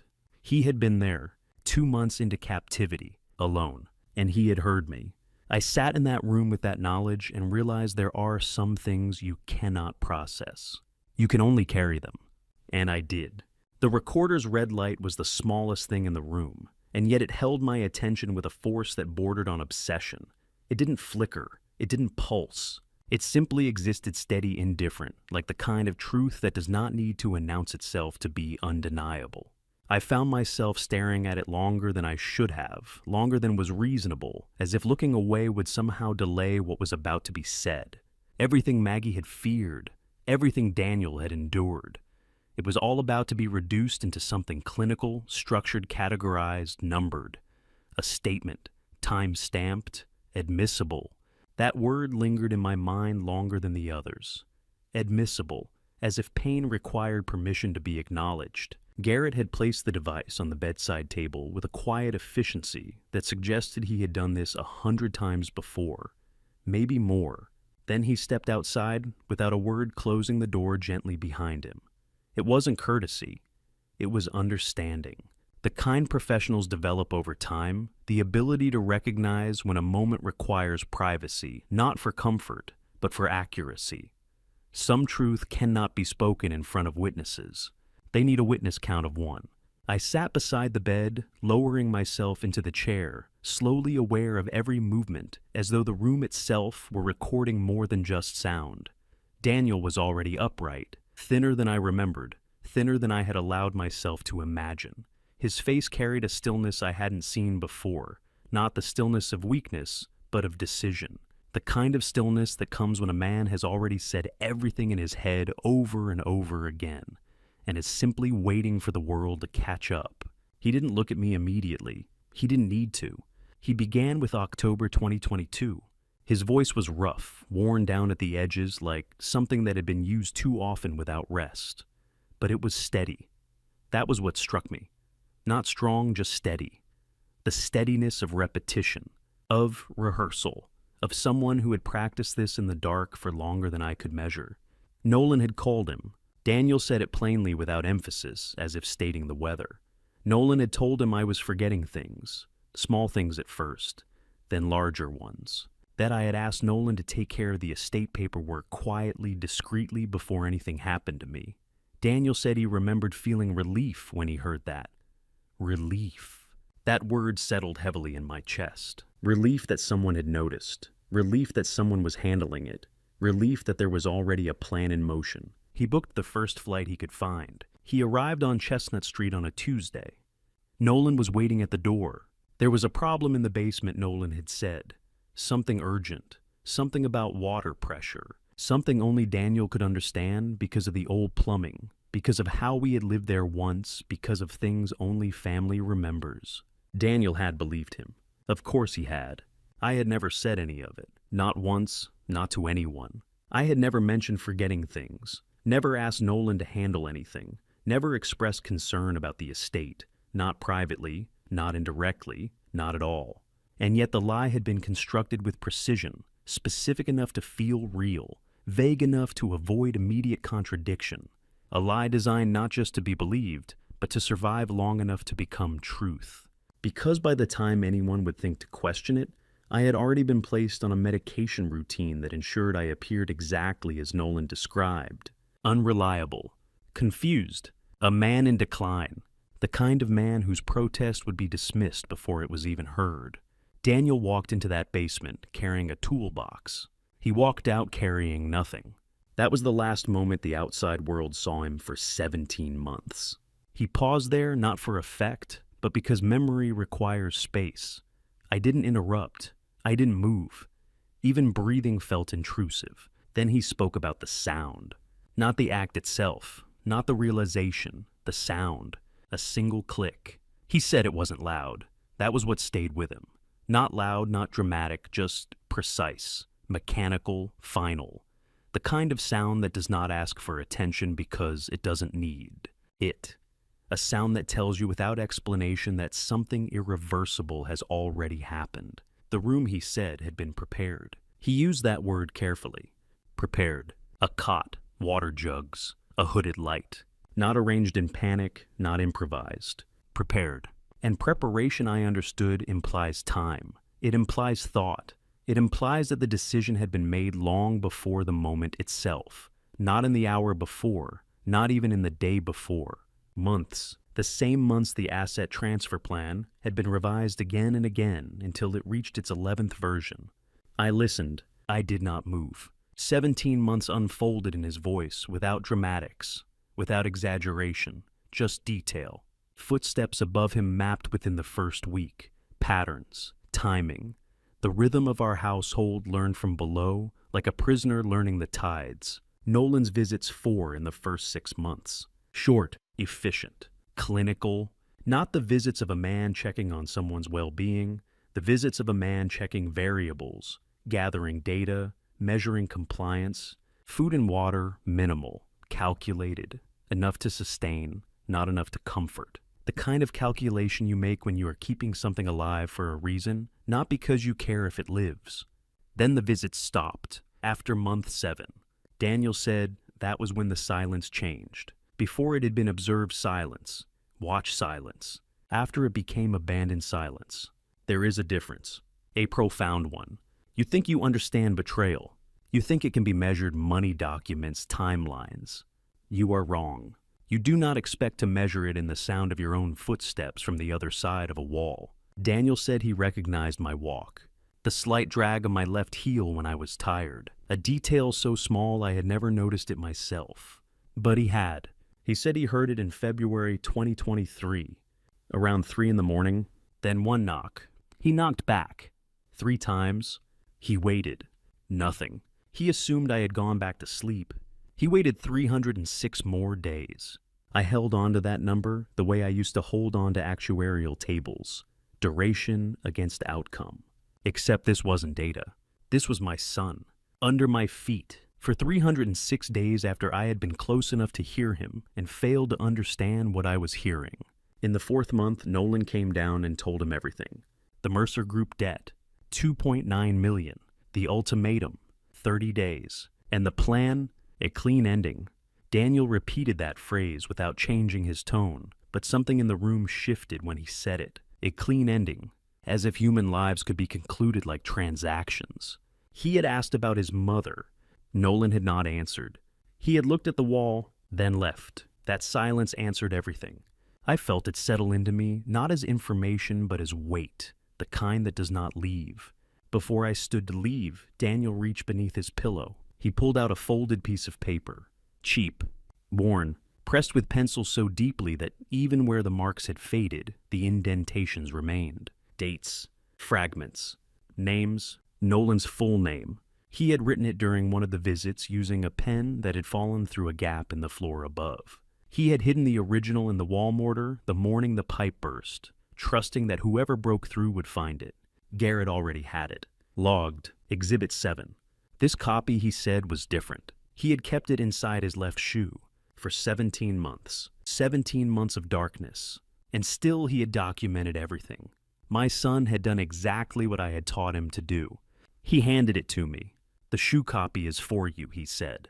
Not for the case, for you. I didn't trust my voice enough to respond. I stepped into the corridor and closed the door carefully behind me. Then I unfolded the paper. Near the bottom, I saw the line. His handwriting. The pencil pressed so hard it had nearly torn the page. A fragment of Nolan's voice recorded from above, Maggie's name, and the word dosage in the same sentence. I folded the paper again, placed it in my breast pocket. At the end of the corridor, Garrett stood waiting.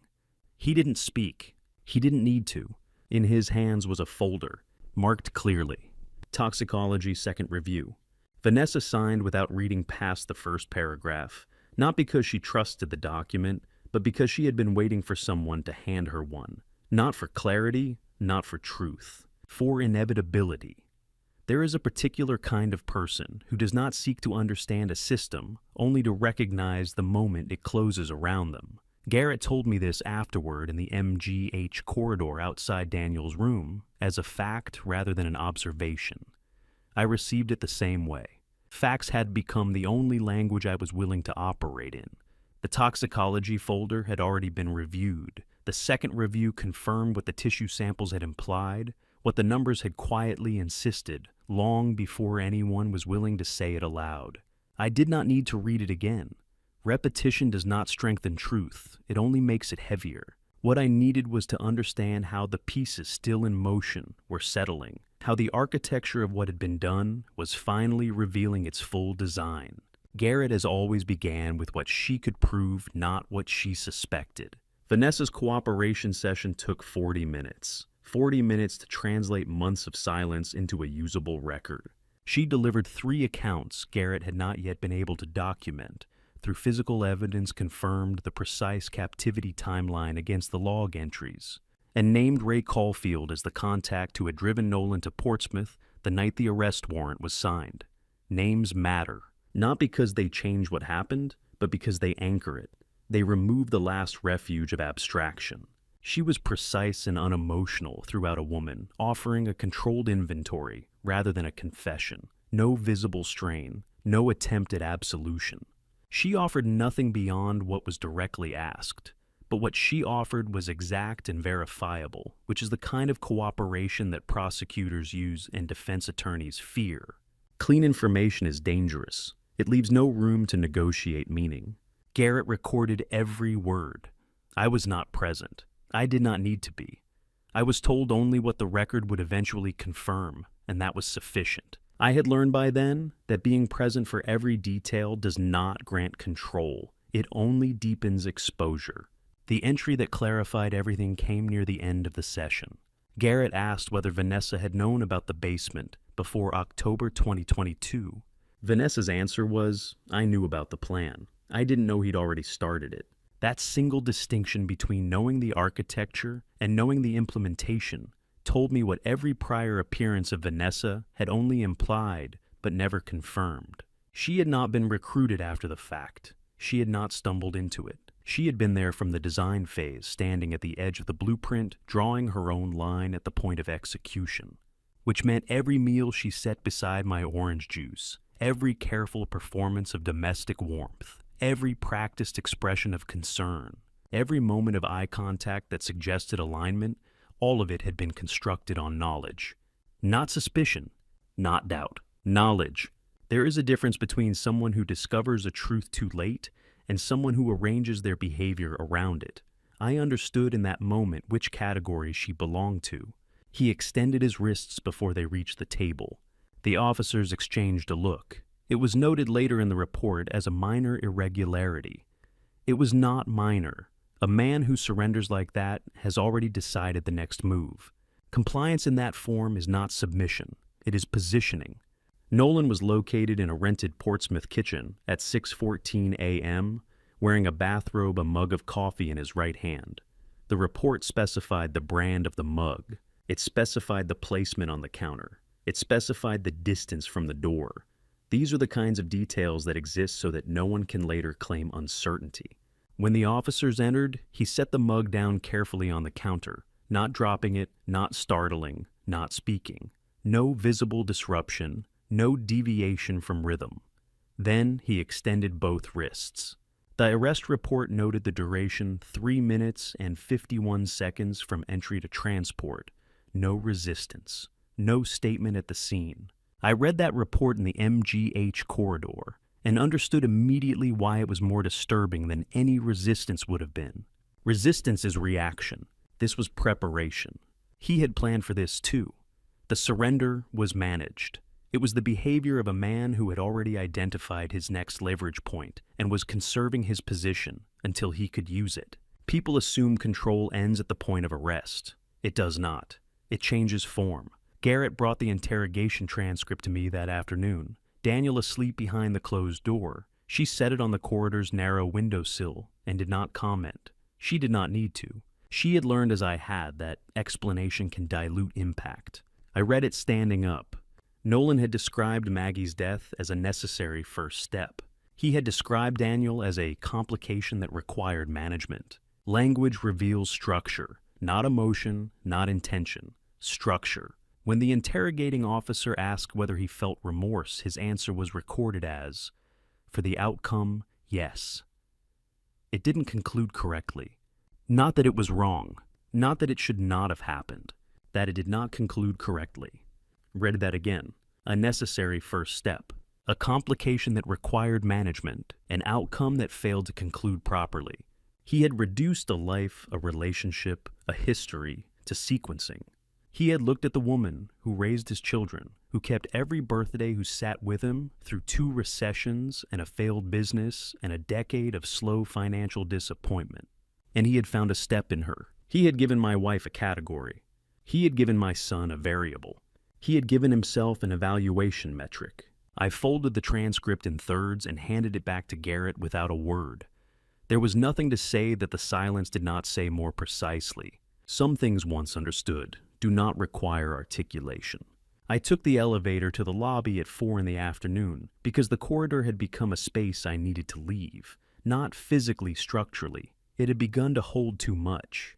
The lobby was wide and ventilated and full of the particular ambient hum of a large hospital. In mid-afternoon, distant PA announcements. The coffee cart I had walked past for days without approaching the low percussion of wheeled equipment on linoleum, the quiet conversations of people negotiating outcomes they could not influence.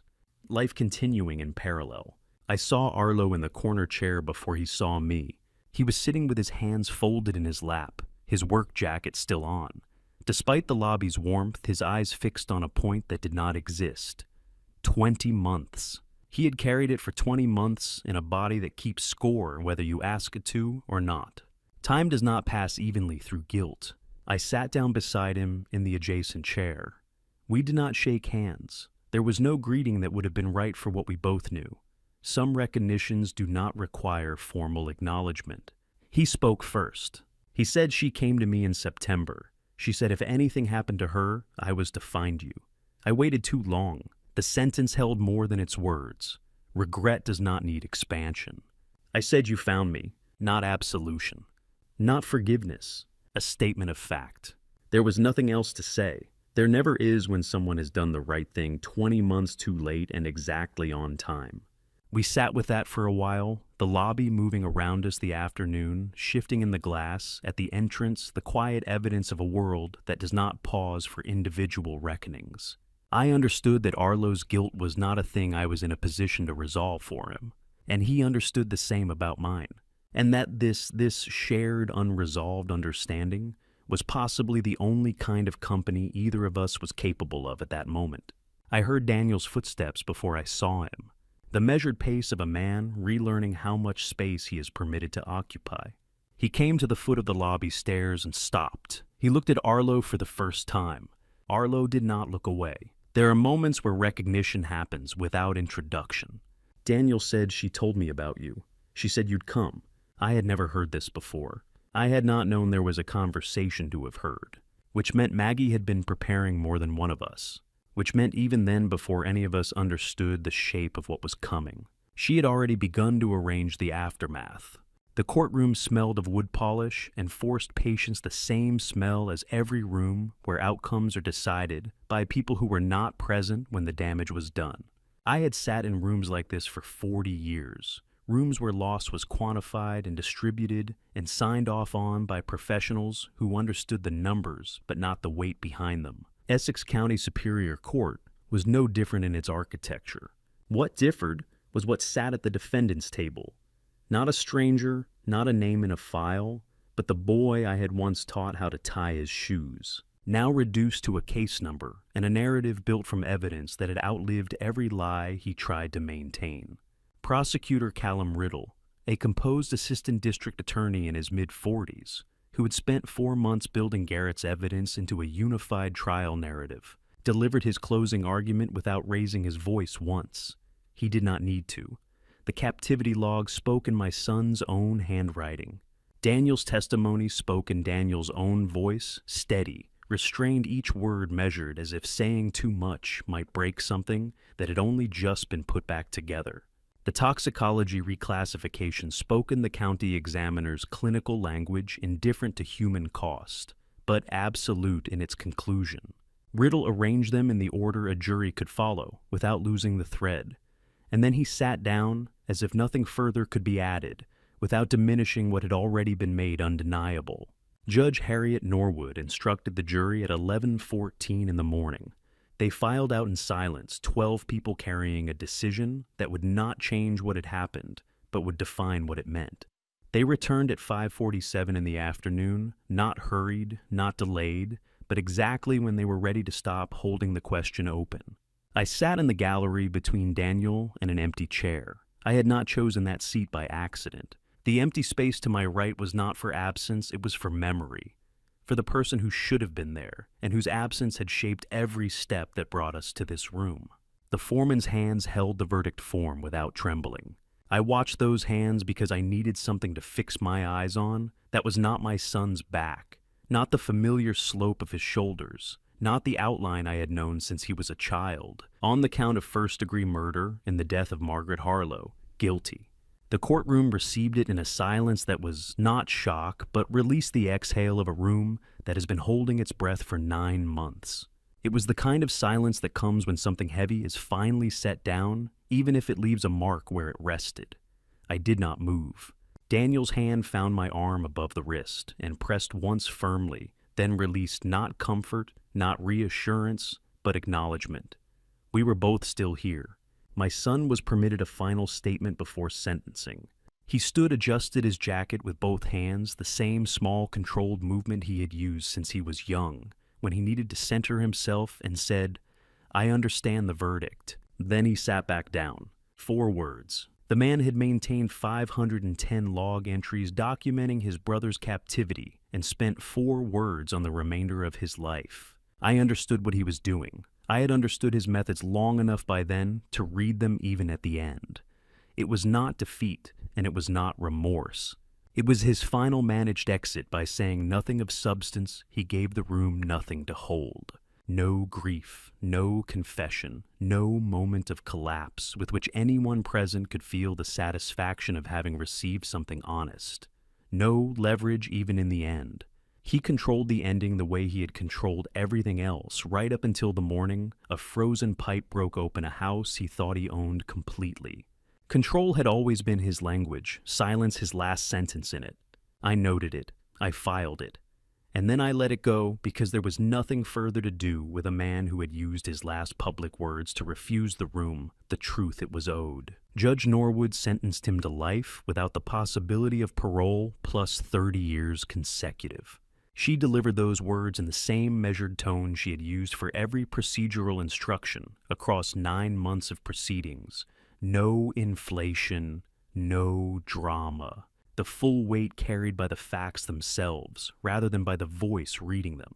There was a kind of integrity in that restraint. The sentence did not need emphasis. It was already complete. Vanessa received 11 years. Her cooperation entered into the record and weighted accordingly by the court. I did not watch either of them leave the room. I had watched enough. The mathematics were settled.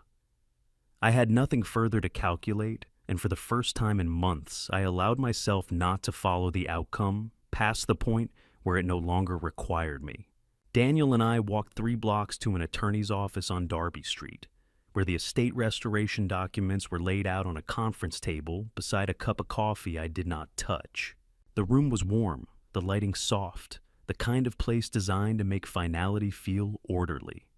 The transfer took 14 minutes. Daniel signed where indicated. I initialed each page. The attorney spoke in careful professional phrases about completion, about effective dates, about closure.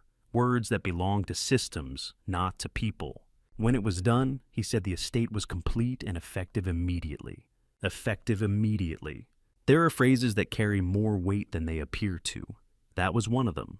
We thanked him and stepped back out onto Darby Street into the February cold, where the air felt sharper, more honest, as if it did not pretend to soften anything. I walked home along Chestnut Street alone, taking the route I had walked for 31 years. Familiarity did not comfort me the way it once had. It simply existed unchanged, indifferent to what had happened within it. I passed the house without going in. I slowed, but I did not stop. There was nothing left inside that belonged to me, in the way things had once belonged to me, before belonging became a legal question, before love became a liability someone else tried to liquidate. What had been mine had already been returned piece by piece.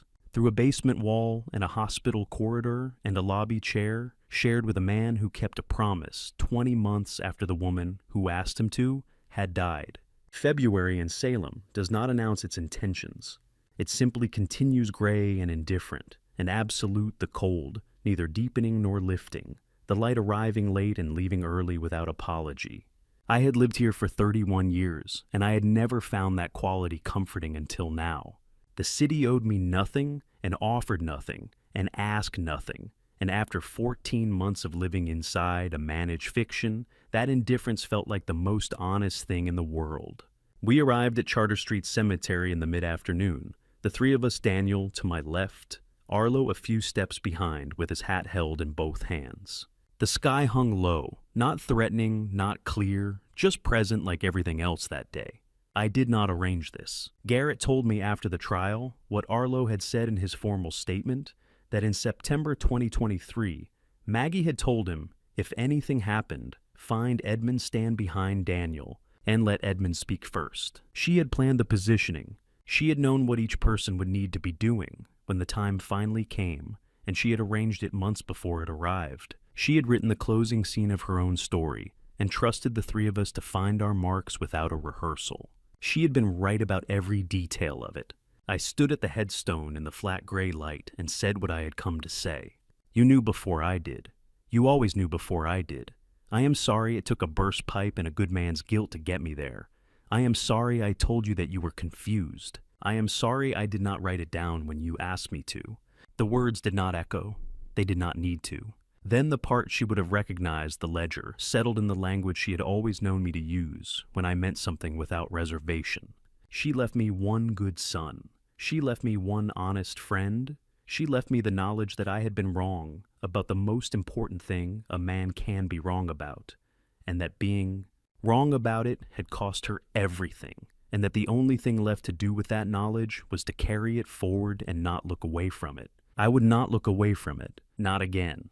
We stood there a moment longer than necessary, or perhaps exactly as long as required. There is a difference, but it is not one you can measure from the outside. Then we walked out together. The gate closed behind us with a sound like a file drawer, shutting the soft, final click of a thing properly closed. Not erased, not undone. Closed. I did not look back. The February sky held pale and enormous and indifferent, and we walked back toward the street, and I kept pace with my son, and the cold came in around us the way cold does in Salem without malice, without meaning simply as the truth of where we were and what the season required of us. It was enough. For the first time in a very long time, it was enough. I spent 40 years calculating risk for strangers and never once turned that instrument on my own front door. I trusted, completely questioned nothing, and called it love. This is my family story, and if it teaches you one thing, let it be this. Love without awareness is not protection. It is an open door. Do not make my mistake. The people closest to you are not automatically the safest ones in the room. Presence is not the same as protection. Attention is not the same as suspicion. It is simply the difference between a father who hears 3 knocks and a father who sleeps through them. I slept through them for 14 months. I will carry that for the rest of my life. I believe God allowed me to survive this family betrayal, Not because I deserved it more than Maggie did, but because someone needed to be left standing to speak it aloud. She warned me.